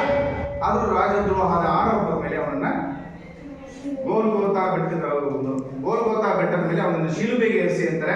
ಹಾಗಾಗಿ ಆ ಗೋಲ್ಗೋತಾ ಬೆಟ್ಟದ ಮೇಲೆ ಅವನನ್ನ ಶುಕ್ರವಾರದ ದಿನದಂದು ಏನ್ ಮಾಡಿದ್ರು? ಶಿಲುಬೆಗೆ ಏರಿಸ್ತಾರೆ. ಯೇಸುವನ್ನ ಕೈ ಕಾಲುಗಳನ್ನು ಮಾಡಿ, ಕೈ ಮತ್ತು ಕಾಲುಗಳಿಗೆ ಮತ್ತು ತಲೆಗೆ ಎಲ್ಲದಕ್ಕೂ ಮಳೆಯನ್ನು ಹೊಡಿತಾರೆ. ಮಳೆಯನ್ನ ಹೊಡೆದು ಅವನ ಶಿಲುಬೆಗೆ ಏರಿಸ್ತಾರೆ. ಅವರು ನೋಡಿ, ಇನ್ನೊಂದು ವಿಶೇಷ ಏನ್ ಗೊತ್ತಾ? ಅವ್ರನ್ನ ಮಳೆಯನ್ನು ಹೊಡಿಬೇಕಾದವರು ನಿಮ್ಮ ತರ ಯಾರು ಬೈದು ಬಿಡ್ತಿದ್ವು. ಅಯ್ಯೋ ಬಿಡ್ರೋ ಸಾಕು ಅಂತ ಕೇಕ್ ಹೊಡಿತಿದ್ರು. ಆದ್ರೆ ಮಳೆಯನ್ನು ಹೊಡಿಬೇಕಾದ್ರೂ ಯೇಸು ಕ್ರಿಸ್ತರು ಏನಂತ ಗೊತ್ತೇನು? ನಿಮ್ಗೆ ದೇವ್ರು ಒಳ್ಳೇದು ಮಾಡ್ಲಿ, ಒಳ್ಳೇದು ಆಶೀರ್ವಾದ ಮಾಡ್ಲಿ, ನೀವು ಚೆನ್ನಾಗಿರಿ ಅಂತೇಳಿ ಆಶೀರ್ವಾದ ಮಾಡ್ತಾರೆ. ಅಷ್ಟು ನೋವಾಗ್ತಿದ್ರು. ಅಂತಹ ಒಂದು ಉತ್ತಮವಾದಂತಹ ಮನಸ್ಥಿತಿ ಯಾರ್ದು? ಅರ್ಥ ಏನ್ ಮಾಡ್ಕೋಬೇಕಪ್ಪ ಅಂದ್ರೆ, ಯಾರಿಗೂ ಕೆಟ್ಟದ್ದನ್ನ, ನಾನು ಅದಕ್ಕೆ ಹೇಳಿದೆ ಧರ್ಮವ್ಯಾದ ಅದನ್ನ ಹೇಳಿದ್ದು, ಯಾರಿಗೂ ಕೆಟ್ಟದ್ದು ಮಾಡಬಾರ್ದು, ಯಾರಿಗೂ ಕೆಟ್ಟದ್ದು ಬಯಸಬಾರ್ದು, ಸುಳ್ಳು ಹೇಳಬಾರ್ದು. ಅವ್ರ ಅಂತ ಧರ್ಮವ್ಯಾದ, ನಾನು ನನ್ನ ವ್ಯಾಪಾರದಲ್ಲಿ ಇವತ್ತವರೆಗೆ ಯಾರಿಗೂ ಸುಳ್ಳು ಹೇಳಿಲ್ಲ, ಯಾರಿಗೂ ಮೋಸ ಮಾಡಿಲ್ಲ. ಕೈಲಾಗದೆ ಇರ್ತಕ್ಕಂಥ ತಗೊಳ್ಳಿ ಇರ್ತಕ್ಕಂಥ ಪುಕ್ಕಟ್ಟೆಯಾಗಿ ಕೊಟ್ಟಿದ್ದೀನಿ. ಅರ್ಥ ಆಯ್ತಾ? ಅದನ್ನೇ ಹೇಳೋದು, ಮನುಷ್ಯ ತಿಳ್ಕೊಬೇಕಾದ್ರೆ ಇದೇ ಧರ್ಮ. ಅದಕ್ಕೆ ಅವರನ್ನ ಶಿಲುಬೆಗೆ ಏರಿಸ್ತಕ್ಕಂಥ ಕೆಲಸವನ್ನು ಮಾಡ್ತಾರೆ. ಹೀಗೆ ಅವರು ಸಾವನ್ನು ಅಪ್ಪಬೇಕಾದಂತ ಒಂದು ಪರಿಸ್ಥಿತಿ ಬಂತು. ಹಾಗಾಗಿ ಯಾವಾಗ ಶುಕ್ರವಾರದ ದಿನ ಅವನು ಶಿಲುಬೆಗೆ ಏರಿಸ್ತಾರೋ ಆ ಒಂದು ದಿನವನ್ನ ಕ್ರೈಸ್ತ ಸಮುದಾಯದವರು ಏನ್ ಕರೀತಾರೆ? ಗುಡ್ ಫ್ರೈಡೆ ಅಂತ ಏನ್ ಮಾಡ್ತಾರೆ? ಆಚರಣೆಯನ್ನ ಮಾಡ್ತಾರೆ. ಏನ್ ಕರೀತಾರೆ? ಆ ದಿನ ಏನ್ ಮಾಡ್ತಾರೆ? ಶುಕ್ರವಾರ ದಿನ ಅವ್ರು ಏನ್ ಮಾಡ್ತಾರೆ? ಚರ್ಚಿಗೆ ಹೋಗ್ಬಿಟ್ಟು ಆ ಒಂದು ಯೇಸು ಕ್ರಿಸ್ತನ ಎದುರಿಗೆ ನಿಂತ್ಕೊಂಡು ಏನ್ ಮಾಡ್ತಾರೆ? ಪ್ರೇಯರ್ ಅನ್ನ ಮಾಡ್ತಾರೆ. ಹೇಗೆ ಮುಸಲ್ಮಾನರು ಹೋಗಿ ಹೇಗೆ ಮಸೀದಿಗಳಲ್ಲಿ ಪ್ರೇಯರ್ ಮಾಡ್ತಾರ, ನಮಾಜ್ ಮಾಡ್ತಾರ, ಅದೇ ರೀತಿ ಅದನ್ನ ನಮಾಜ್ ಅಂತಾರೆ, ಇದನ್ನ ಪ್ರೇಯರ್ ಅಂತ ಕರೀತಾರೆ. ನೀವು ದಿನನಿತ್ಯ ಪ್ರೇಯರ್ ಮಾಡ್ತೀವಲ್ಲ, ಅದೇ ರೀತಿ ಆ ಪ್ರೇಯರ್ ಅನ್ನ ಮಾಡ್ತಾರೆ. ಶುಕ್ರವಾರ ದಿನ ಎಲ್ಲ ಕ್ರಿಶ್ಚಿಯನ್ ಧರ್ಮದವರು ನೋಡಿ ಪ್ರೇಯರ್ ಅನ್ನ ಮಾಡ್ತಾರೆ. ಗುಡ್ ಫ್ರೈಡೆ ಅಂತ ಆಚರಣೆಯನ್ನ ಮಾಡ್ತಾರೆ. ಮುಂದೆ ಹೋಗೋಣ. ಯೇಸುವಿನ ಸರಳ ಬೋಧನೆ ಮತ್ತು ಆರಂಭ. ಅವ್ರು ಏನೇನು ಬೋಧನೆಗಳನ್ನ ಮಾಡಿದ್ರು. ಸೊ ನೋಡಿ, ಎಷ್ಟನೇ ಶತಮಾನದಲ್ಲಿ ಅವರು ದೀಕ್ಷೆಯನ್ನು ಪಡ್ಕೊಂಡಿದ್ದು? 30ನೇ ವಯಸ್ಸಿನಿಂದ 33ನೇ ವಯಸ್ಸಿನವರೆಗೆ ಪ್ಯಾಲೆಸ್ಟೈನ್ ಪ್ರಾಂತ್ಯದ ಹಲವಾರು ಭಾಗಗಳಲ್ಲಿ ಇವರು ಸಂಚಾರಗಳನ್ನ ಮಾಡ್ತಾ ಅನೇಕ ಜನರಿಗೆ ಮನಮುಟ್ಟುವಂತೆ ಈಸಿಯಾದ ಸ್ವತಃ ಪ್ರಾಂತೀಯ ಭಾಷೆಗಳಲ್ಲೇ ಅನೇಕ ವಿಚಾರಗಳನ್ನ, ಬೋಧನೆಗಳನ್ನ ಜನಗಳಿಗೆ ಅವರು ಮಾಡ್ತಾರೆ. ಯಾರು? ಜನಗಳಿಗೆ ಅಷ್ಟು ಸುಲಭವಾಗಿ ನೋಡಿ, ಎಲ್ಲೋ ಇದ್ದಂತ ಕರ್ಕೊಂಡ್ಬಂದು ದೇವರು ಅಂತ ಪೂಜೆ ಮಾಡ್ತಾರೆ. ಅಂತಹ ಒಂದು ವಿಚಾರಗಳು ಜನಗಳಿಗೆ ಮನಸ್ಸಿಗೆ ಅವ್ರು ಏನ್ ಮಾಡ್ತಾ ಇದ್ರು? ತಿಳಿಸ್ತಾ ಇದ್ರು. ಅಂತಹ ವಿಚಾರಗಳೇನು, ಅಂತಹ ಬೋಧನೆಗಳೇನು? ಸುಮ್ಮನೆ ಎಲ್ಲರನ್ನೂ ಇಷ್ಟಪಡೋದಿಲ್ಲ. ಅಂತಹ ಒಂದು ಉತ್ತಮ ಬೋಧನೆಗಳನ್ನ ಜನಗಳಿಗೆ ಅವರು ಏನ್ ಮಾಡ್ತಾ ಇದ್ರು? ತಿಳಿಸ್ತಾ ಇದ್ರು. ಯಾರು? ಯೇಸು ಕ್ರಿಸ್ತ ತಿಳಿಸ್ತಾ ಇದ್ರು. ಓಕೆ. ಸೊ ಅಂತ ಬೋಧನೆಗಳು ಯಾವ್ಯಾವು ಅನ್ನುವಂಥದ್ದನ್ನ ಅವ್ರು ನೋಡಿ ಬಹಳಷ್ಟು ಈಸಿಯಾಗಿ ಜನಗಳ ಭಾಷೆಯಲ್ಲಿಯೇ, ಜನಗಳು ಮಾತನಾಡ್ತಕ್ಕಂಥ ಭಾಷೆಯಲ್ಲಿಯೇ ಅವ್ನು ತಿಳಿಸ್ತಾರೆ. ಹಾಗಾಗಿ ಜನಗಳಿಗೆ ಬೇಗ ಅರ್ಥ ಆಗ್ತಾ ಇತ್ತು, ಜನಗಳು ಬೇಗ ಅದನ್ನ ಮೈಗೂಡಿಸ್ಕೊಳ್ತಾ ಇದ್ರು, ಜೀವನಕ್ಕೆ ಅಳವಡಿಸಿಕೊಳ್ಳುವಂತ ಕೆಲಸವನ್ನ ಮಾಡ್ತಾ ಇದ್ರು. ಓಕೆ, ಹಾಗಾದ್ರೆ ಯೇಸುವಿನ ಬೋಧನೆಗಳನ್ನು ನೋಡ್ತಾ ಹೋಗೋಣ. ಒಂದನೇದು ನೋಡ್ಬೇಕು. ಮೊದಲನೇ ಯಾವುದು ನೋಡ್ತಾರೆ. ಮೊದಲನೇ ಒಂದು ಬೋಧನೆ ಯಾವ್ದಪ್ಪ ಅಂತಂದ್ರೆ ನೋಡಿ ಇಲ್ಲಿದೆ, ದಯಾಮಯನಾದ ದೇವರು ಒಬ್ಬನೇ, ಆತನೇ ಸರ್ವ ಜೀವರಾಶಿಗಳ ತಂದೆ. ನಾನು ಆಗ ಹೇಳಿದೆ, ಎಲ್ಲ ಈ ತರದ ಪಾಶ್ಚಾತ್ಯ ಧರ್ಮಗಳಲ್ಲಿ ಒಬ್ಬನೇ ದೇವರನ್ನ ಪೂಜಿಸ್ತಾರೆ ಅವರು ಅಂತ ಹೇಳಿದ್ದೆ. ಅವ್ರ ವಿಶೇಷತೆ ಅವ್ರ ಮನೆ ಸ್ಟಾರ್ಟಿಂಗ್ ಅಲ್ಲಿ ಹೇಳಿದ್ದಲ್ವಾ. ಸೊ ಹಾಗೆ ನೋಡಿ, ದಯಾಮಯನಾದಂತಹ ದೇವರು ಒಬ್ಬನೇ ಇರ್ತಕ್ಕಂಥವನು. ಅವನು ಎಲ್ಲಾ ಜೀವರಾಶಿಗಳು, ಮನುಷ್ಯರಿಂದ ಪ್ರಾಣಿ ಪಕ್ಷಿ ಎಲ್ಲಾ ಜೀವರಾಶಿಗಳಿಗೂ ತಂದೆಯ ರೀತಿಯಲ್ಲಿ ಏನ್ ಮಾಡ್ತಾನೆ, ಅವುಗಳನ್ನ ಕಾಪಾಡ್ತಾನೆ. ಹಾಗಾಗಿ ನಿಮ್ಮೆಲ್ಲರೂ ದೇವರೇ ಕಾಪಾಡ್ತಾ ಇರುವಂಥದ್ದು. ಅರ್ಥ ಆಯ್ತಾ? ಇರೋನು ಒಬ್ಬನೇ ದೇವನು, ಅವನು ಎಲ್ಲರನ್ನೂ ಏನ್ ಮಾಡ್ತಾನೆ, ಕಾಪಾಡ್ತಾನೆ ಎನ್ನುವಂತ ಮಾಹಿತಿಯನ್ನು ನಿಶ್ಚಯ. ಅದಕ್ಕೆ ದೇವರು ಒಬ್ಬನೇ ಅನ್ನೋದನ್ನ ತಿಳಿಸುವಂತ ಕೆಲಸವನ್ನ ಮಾಡಿ. ಎರಡನೇದು, ಪ್ರತಿಯೊಬ್ಬರಲ್ಲಿ ಸಹೋದರತ್ವದ ಭಾವನೆ ಇರಬೇಕು. ನೋಡಿ, ಮನುಷ್ಯ ನಾವೇನ್ ಮಾಡ್ತೀವಿ, ಸ್ವಾರ್ಥ ಕೇಳ್ಬಿಡ್ತೀವಿ. ಒಬ್ಬರನ್ನ ಕಂಡ್ರೆ ಒಬ್ಬರಿಗೆ ಆಗಲ್ಲ, ಅವ್ನ ಕಂಡ್ರೆ ಇವ್ರಿಗೆ ಆಗಲ್ಲ, ಈ ಧರ್ಮ ಆ ಧರ್ಮ, ಆ ಜಾತಿ ಈ ಜಾತಿ ಅಂತ ಏನ್ ಮಾಡ್ತಾ ಇದೀವಿ, ಹೊಡೆದಾಟವನ್ನ. ಅದು ಫಸ್ಟ್ ಬಿಡ್ಬೇಕು. ಎಲ್ಲಾ ಧರ್ಮದ ಎಲ್ಲಾ ಜಾತಿ ಎಲ್ಲರನ್ನೂ ಕೂಡ ಏನ್ ಮಾಡ್ಬೇಕು, ಸಹೋದರನ ರೀತಿಯಲ್ಲಿ, ಸಹೋದರಿಯ ರೀತಿಯಲ್ಲಿ ಏನ್ ಮಾಡ್ಬೇಕು, ನೋಡ್ಬೇಕು. ಅದು ನೋಡಿದಾಗ ನಮ್ಮಲ್ಲಿ ಏನಿರುತ್ತೆ, ಹೊಂದಾಣಿಕೆ ಇರ್ತದೆ, ಪ್ರೀತಿ ಇರುತ್ತೆ, ವಿಶ್ವಾಸ ಇರ್ತದೆ, ಹೊಂದಾಣಿಕೆ ಮನೋಭಾವನೆ ಬರ್ತದೆ, ಜಗಳಗಳೇ ಅದನ್ನು ಫಸ್ಟ್ ಜನಗಳು ತಿಳ್ಕೊಳ್ಳಿ ಅಂತ ಹೇಳ್ತಾರೆ. ಅರ್ಥ ಆಯ್ತಾ? ಅಂತಹ ಅದ್ಭುತವಾದಂತಹ ಒಂದು ವಿಚಾರಗಳನ್ನು ತಿಳಿಸಿಕೊಳ್ಳಿ. ಸಹೋದರರ ರೀತಿಯಲ್ಲಿ ಇರಬೇಕು ಅಂತ ಹೇಳ್ತಾರೆ ಪ್ರತಿಯೊಬ್ಬರು. ಮೂರನೇದು, ನಾವು ಕಷ್ಟದಲ್ಲಿರ್ತಕ್ಕಂಥವರನ್ನು ಪ್ರೀತಿಸಿದರೆ ದೇವರನ್ನೇ ಪ್ರೀತಿಸಿದಂತೆ. ಅರ್ಥ ಆಗ್ತಿದ್ಯಾ? ಕಷ್ಟದಲ್ಲಿರ್ತಕ್ಕಂಥವ್ರು ಪ್ರೀತಿಸ್ಬೇಕು. ನೋಡಿ, ಮನುಷ್ಯರಿಗೆ ಅದು ಫಸ್ಟ್ ಕಲಿಬೇಕು. ಮಕ್ಕಳ ನೀವು ಏನನ್ನು ಕಲಿತೀರಲ್ಲ ಗೊತ್ತಿಲ್ಲ, ಕಷ್ಟದಲ್ಲಿ ಉದಾಹರಣೆ ಎಲ್ಲ ಹೋಗ್ತಾ ಇರ್ತೀರಾ, ಇದೊಂದು ಅಜ್ಜನೋ ಏನೋ ವಯಸ್ಸಾದವ್ರು ಬರ್ತಾರೆ, ಈ ಕಡೆಯಿಂದ ರೋಡ್ ದಾಟಿಸ್ತಕ್ಕಂಥದ್ದು ಅಥವಾ ಏನೋ ಒಂದು ರೀತಿ ಸಹಾಯ ಮಾಡ್ತಕ್ಕಂಥದ್ದು, ನಿಮ್ಗೆ ಕೈಯಲ್ಲಿ ಏನಾಗತ್ತೋ ಅಷ್ಟನ್ನು ಮಾಡಿದ್ರೆ ನಿಮಗೆ ಖುಷಿ ಆಗುತ್ತೆ. ಆಗುತ್ತಾ ಇಲ್ಲ? ಆದ್ರೆ ಅವ್ರನ್ನ ನಾವು ತಗೊಂಡೋಗಿ ನಾವಿನ್ನೂ ದಾಳಕ್ಕಾಗಲ್ಲ, ಎಲ್ಲರೂ ಗುಂಡೆ ಕೇಳಿವಿ, ಅವ್ರನ್ನ ಹಾಳು ಮಾಡುವಂಥದ್ದಲ್ಲ. ಕಷ್ಟದಲ್ಲಿರ್ತಕ್ಕಂಥವ್ರು ಏನ್ ಮಾಡ್ಬೇಕು, ಸಹಾಯವನ್ನ ಮಾಡಿದ್ರೆ ಅದನ್ನು ದೇವರಿಗೆ ನೀನು ಸಹಾಯ ಮಾಡಿ, ದೇವರೇ ನಿಮ್ಮನ್ನು ಪ್ರೀತಿಸ್ತಾನೆ. ಅದಕ್ಕೆ ಮತ್ತೆ ಯೇಸು ಕ್ರಿಸ್ತರು ಮಾಡಿದ್ರೇನು, ವಯಸ್ಸಾದವರನ್ನ, ಕಷ್ಟದಲ್ಲಿರ್ತಕ್ಕಂಥವ್ರನ್ನ, ಗಾಯಾಳುಗಳನ್ನ ಅವ್ರನ್ನ ಪ್ರೀತಿಯಿಂದ ನೋಡ್ಕೊಳ್ತಾ ಇದ್ರು. ಅದಕ್ಕೆ ಕಷ್ಟದಲ್ಲಿರ್ತಕ್ಕಂಥವ್ರನ್ನ ಮನುಷ್ಯ ಏನ್ ಮಾಡ್ಬೇಕು, ಸಹಾಯವನ್ನ ಕಲಿಬೇಕು ಅಂತ ಹೇಳ್ತಾರೆ. ಎಸ್, ನೆಕ್ಸ್ಟ್, ದೇವರನ್ನೇ ಪ್ರೀತಿಸಿದಾಗ, ನೀವು ಅವ್ರನ್ನ ಪ್ರೀತಿಸಿದ್ರೆ ದೇವರನ್ನೇ ಪ್ರೀತಿಸಿದಾಗ, ನಾವು ಅಲ್ಲಿ ಅವ್ರನ್ನ ಹಾಳು ಮಾಡಿ ದೇವ್ರನ್ನ ನಮ್ಮ ಕಾಪಾಡು ಒಳ್ಳೆ ಅಂತಂದ್ರೆ ದೇವ್ರು ನಿಮ್ಮನ್ನ. ಅದಕ್ಕೆ ನೀವು ಕಷ್ಟದಲ್ಲಿರ್ತಕ್ಕಂಥವ್ರನ್ನ ಪ್ರೀತಿಸಿ, ದೇವ್ರು ನಿಮಗೆ ಅಲ್ಲೇ ಒಳ್ಳೆ ಆಶೀರ್ವಾದ ಮಾಡ್ತಾನೆ. ನಾಲ್ಕನೇದು ನೋಡಿ, ಪರರಿಂದ ಯಾವುದನ್ನು ಬಯಸದೆ ನಾವು ಅವರ ಸೇವೆಯನ್ನ ಮಾಡಬೇಕು. ನಾವು ಕೆಲವರಿಗೆ ಹೆಲ್ಪ್ ಮಾಡ್ತೀವಿ, ಅವರಿಂದ ಏನೋ ಸಿಗುತ್ತೆ ಅಂತ ಹೆಲ್ಪ್ ಮಾಡೋದು ಸರಿಯಾದ ಧರ್ಮ ಅಲ್ಲ.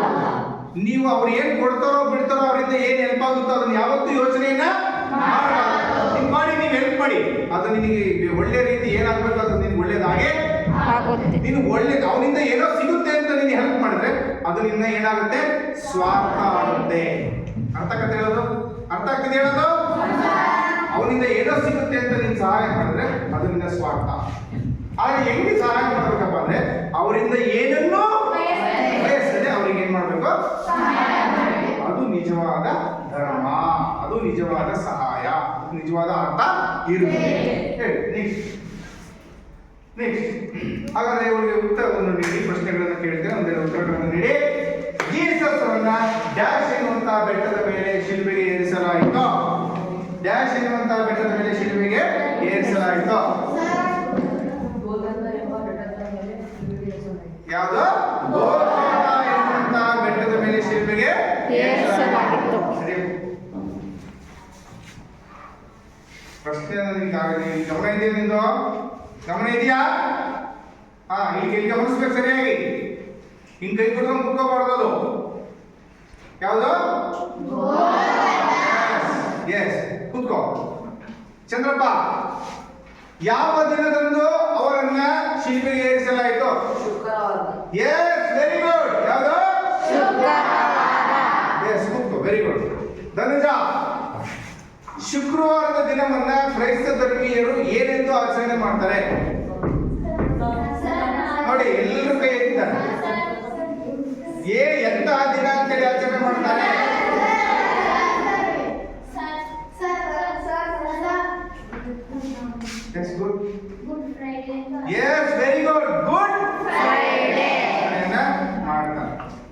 ಎಲ್ಲಿದೆಯಾ ಗಮನ ನಿಂದು? ಸುಮ್ಮನೆ ಕುತ್ಕೊಂಡು ಹೋಗಿ ಬಂದಿದ್ದೀರಿ? ಸುಮ್ಮನೆ ಕುತ್ಕೊಂಡು ಹೋಗಿ ಅಂತ ಬಂದಿದ್ದೀರಿ? ಹಾ, ನಿಮ್ದೇ ಕೇಳ್ತಾರ ಧನುಜ, ಸುಮ್ಮನೆ ಕುತ್ಕೊಂಡು ಹೋಗಿ ಬಂದಿದ್ದೀರಿ? ಇವರೆಲ್ಲರಿಗೂ ಪಾಠ ಮಾಡಿದ್ದೀನಲ್ವಾ? ನೀನು ಒಬ್ಬಳಿಗೆ ಸಪರೇಟ್ ಮಾಡೋಕ್ಕಾಗುತ್ತ ನಾನು? ಗಮನ ಎಲ್ಲಿದೆ? ಎಲ್ಲಿದೆ ಗಮನ? ಯಾವ ದಿನ ಅಂತ ಆಚರಣೆ ಮಾಡ್ತಾರೆ? ಯಾವ ದಿನವನ್ನ? ಎಸ್, ವೆರಿ ಗುಡ್, ಕೂತ್ಕೋ. Yes, good. ಶುಕ್ರವಾರ ದಿನವನ್ನು ಗುಡ್ ಫ್ರೈಡೆ ಅಂತ ಆಚರಣೆಯನ್ನ ಮಾಡ್ತಾರೆ. ಎಸ್, ಮುಂದೆ ಹೋಗೋಣ. ಗುಡ್ ಫ್ರೈಡೆ ಎಂದರೆ ಏನು? ಹಾಗಾದ್ರೆ ಗುಡ್ ಫ್ರೈಡೆ ಎಂದರೆ ಏನು? ಅಲ್ಲ, ಇನ್ನೊಂದು ಶುಭ ಶುಕ್ರವಾರ. ಓಕೆ, ಆಮೇಲೆ ಯಾಕೆ ಗುಡ್ ಫ್ರೈಡೆ ಅಂತ ಆಚರಣೆ ಮಾಡ್ತಾರೆ ಅದನ್ನ ಹೇಳಿ. ಎಸ್, ಯೇಸುವಿನ ಗೋಲ್ಗೊಥಾ ಬೆಟ್ಟದ ಮೇಲೆ ಶಿಲುಬೆಗೆ ಏರಿಸಿದ ದಿನ ಅದು. ಅದಕ್ಕೆ ಅದನ್ನ ಗುಡ್ ಫ್ರೈಡೆ. ಅರ್ಥ ಆಯ್ತಾ? ಹಾ, ಗುಡ್ ಫ್ರೈಡೆ ಅರ್ಥ ಆಗ್ತಿದ್ಯಾ? ಯಾಕೆ ಕರೀತಾರೆ ಗುಡ್ ಫ್ರೈಡೆ ಅಂತ? It's very good. ನೆಕ್ಸ್ಟ್, ಯೇಸು ಕ್ರಿಸ್ತರು ತನ್ನ ಡ್ಯಾಶ್ನೇ ವಯಸ್ಸಿನವರೆಗೆ ಬೋಧನೆಯನ್ನ ಮಾಡಿದರು. ಅಂದಿರಪ್ಪ, ಎಷ್ಟನೇ ವಯಸ್ಸಿಂದ?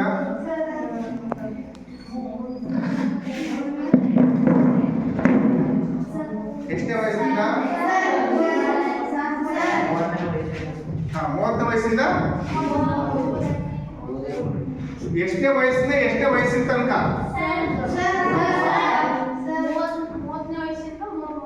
S, very good. 30ನೇ ವಯಸ್ಸಿಂದ ವಯಸ್ಸಿನವರೆಗೆ ಅವರು ಬೋಧನೆಯನ್ನ ಮಾಡ್ತಾರೆ. ಕೂತ್ಕೊಳ್ಳಿ. ಸ್ವಲ್ಪ ಇದೆ ನೋಡಿ. ಅವರು ಮುಂದೆ ನೋಡಿ ಈ ತರ ಅನೇಕ ಅವ್ರ ಕೆಲಸ ಏನ್ ಮಾಡ್ತಾರೆ? ದಿನನಿತ್ಯ ಬೇರೆ ಬೇರೆ ಊರುಗಳಿಗೆ ಹೋಗೋದು, ಬೋಧನೆಗಳನ್ನ ಮಾಡೋದು, ಜನಗಳ ಕಷ್ಟ ಸುಖಗಳಲ್ಲಿ ಭಾಗಿಯಾಗೋದು, ಇದೇ ಕೆಲಸವನ್ನೇ ಮಾಡ್ತಾರೆ. ತಮ್ಮ ಬೋಧನೆಗಳನ್ನು ಅವ್ರ ಜನಗಳಿಗೆ ಹೇಳುವಂಥದ್ದನ್ನ ಕೆಲಸವನ್ನ ಮಾಡ್ತಾ ಇದ್ದಾರೆ. ಯಾರು? ಸೊ ಯೇಸು ಕ್ರಿಸ್ತರಿಗೆ ಅಷ್ಟೊಂದು ಒಳ್ಳೆಯ ಬೋಧನೆಗಳನ್ನು ಮಾಡ್ತಾ ಇದ್ರಿಂದ ಜನಗಳಿಗೆ ಈಸಿಯಾಗಿ ಅರ್ಥ ಆಗ್ತಾ ಇತ್ತು, ಬೇಗ ಅರ್ಥ ಆಗ್ತಾ ಇತ್ತು. ಯಾಕೆಂದ್ರೆ ಅವರು ಅವರದೇ ಭಾಷೆಯಲ್ಲಿ ಏನ್ ಮಾಡ್ತಾ ಇದ್ರು? ಜನಗಳಿಗೆ ಅರ್ಥ ಆಗೋ ಭಾಷೆ ಹೇಳ್ತಿದ್ರು. ಆಮೇಲೆ ಅವ್ರು ಹೇಳುವಂತ ಎಲ್ಲಾ ಬೋಧನೆಗಳಿಗೆ ಜನಗಳಿಗೆ ಬೇಗ ಏನಾಗ್ತಾ ಇತ್ತು? ಹಾಗಾಗಿ ಜನಗಳಿಗೆ ಈಸಿಯಾಗಿ ಅವನ್ನ ಏನ್ ಮಾಡ್ತಾರೆ? ಅಳವಡಿಸ್ಕೊಳ್ತಾ ಇದ್ರು. ಹಾಗಾಗಿ ಈ ತರದ ಬೋಧನೆಗಳನ್ನ ಅವರು ಪ್ರಚಾರ ಮಾಡಲಿಕ್ಕೆ ಅಪೋಸಲ್ಸ್ ಎನ್ನುವಂತಹ ಒಂದು ಶಿಷ್ಯಂದಿರ ವರ್ಗವನ್ನ ನೇಮಕ ಮಾಡ್ಕೊಂಡಿದ್ರು. ಸೊ ಅವರಿಗೆ ಅನೇಕ ಶಿಷ್ಯಂದಿರುಗಳಿದ್ರು. ಸೊ ಅವ್ರನ್ನ ಏನ್ ಕರೀತಾರೆ? ಅಪೋಸಲ್ಸ್. Very important. ಒಂದು ಮಾರ್ಕ್ಸ್ ಕೇಳ್ತಾನೆ, ಅಪೋಸಲ್ಸ್ ಅಂತ ಕರೀತಾರೆ. ಅಪೋಸಲ್ಸ್ ಅಂದ್ರೆ ಯಾರು? ಯೇಸುವಿನ ಶಿಷ್ಯಂದಿರುಗಳು. ಒಟ್ಟಿಗೆ 12 ಜನ ಬೇಕಾಶ್ಚರ್ಯದಲ್ಲಿ ಪ್ರಮುಖವಾದಂತವರು 12 ಜನ ಶಿಷ್ಯಂದಿರಿದ್ರು. ಎಷ್ಟು ಜನ? 12 ಜನ ಶಿಷ್ಯರಿದ್ರು. ಅವರನ್ನ ಅಪೋಸಲ್ಸ್ ಅಂತ ಕರೀತಾ ಇದ್ರು. ಓಕೆ. ಸೊ ಹೀಗೆ ಅನೇಕ ತತ್ವಗಳನ್ನ ಪ್ರಚಾರ ಮಾಡ್ತಾ ಸೊ ಅನೇಕ ಜನಗಳಿಗೆ ವಿಚಾರಗಳನ್ನು ತಿಳಿಸ್ತಕ್ಕಂಥ ಕೆಲಸವನ್ನ ಮಾಡ್ತಾ ಇದ್ರು. ಸೊ ಇಂತ ಅವರು ಅಷ್ಟೇ ಜೀಸಸ್ ಅವರು ಹೇಗೆ ಪ್ರಚಾರವನ್ನ ಮಾಡ್ತಿದ್ರು, ಅವ್ರ ಶಿಷ್ಯರು ಕೂಡ ಅದನ್ನೇ ಪ್ರಚಾರವನ್ನ ಮಾಡ್ತಾ ಇದ್ರು. ಹೀಗೆ ಆ ಒಂದು ಕ್ರೈಸ್ತ ಧರ್ಮ ಬೆಳವಣಿಗೆ ಆಗ್ತಾ ಆಗ್ತಾ ಆಗ್ತಾ ಆಗ್ತಾ ಎಲ್ಲ ಕಡೆ ಬೆಳವಣಿಗೆ ಆಗ್ತಾ ಬಂತು. ಸೊ ಅಂತಹ ಒಂದು ಶಿಷ್ಯಂದಿರ ವರ್ಗವನ್ನ ಏನಂತ ಕರೀತಾರೆ? ಅದರಲ್ಲಿ 12 ಜನ ಶಿಷ್ಯರು ಪ್ರಮುಖವಾಗಿದ್ರು. ಅದರಲ್ಲಿ ತುಂಬಾ ಪ್ರಮುಖವಾಗಿದ್ದು ಅಂತ ಯಾರಪ್ಪ ಅಂದ್ರೆ ಡೇವಿಡ್,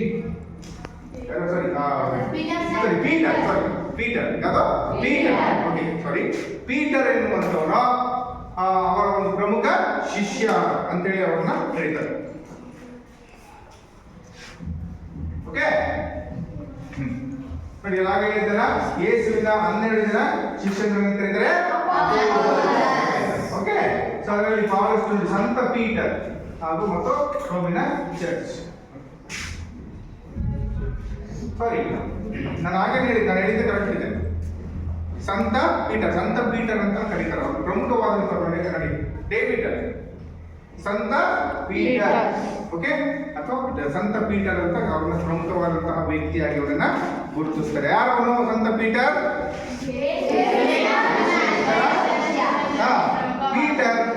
ಪೀಟರ್ ಯಾರಾಗಂದ್ರೆ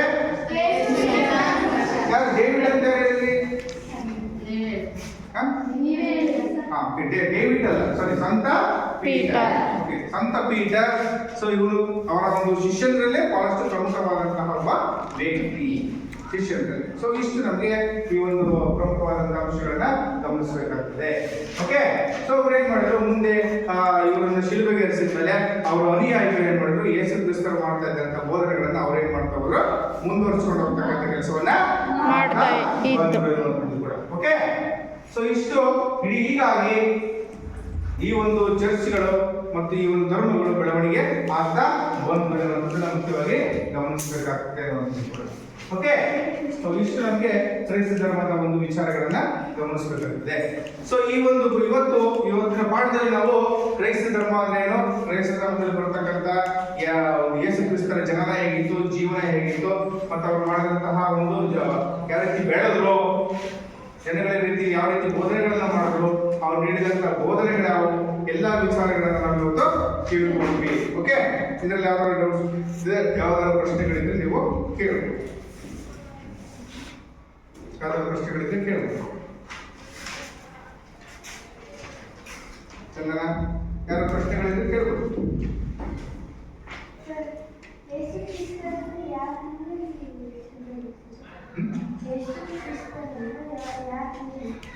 ಇಲ್ಲಲ್ಲ,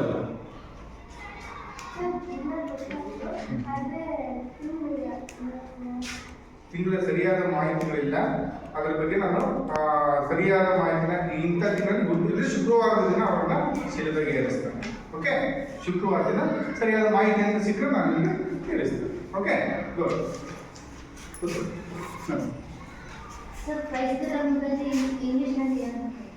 ಕ್ರಿಶ್ಚಿಯಾನಿಟಿ. ಓಕೆ, ಕ್ರಿಶ್ಚಿಯಾನಿಟಿ ನಾನಾಗಲೇ ಹೇಳಿದ್ನಲ್ಲ, ಕ್ರಿಶ್ಚಿಯಾನಿಟಿ ಅಥವಾ ಕ್ರೈಸ್ತ ಧರ್ಮ ಅಂತ ಕರೀತೀವಿ. ಗುಡ್. ಆಮೇಲೆ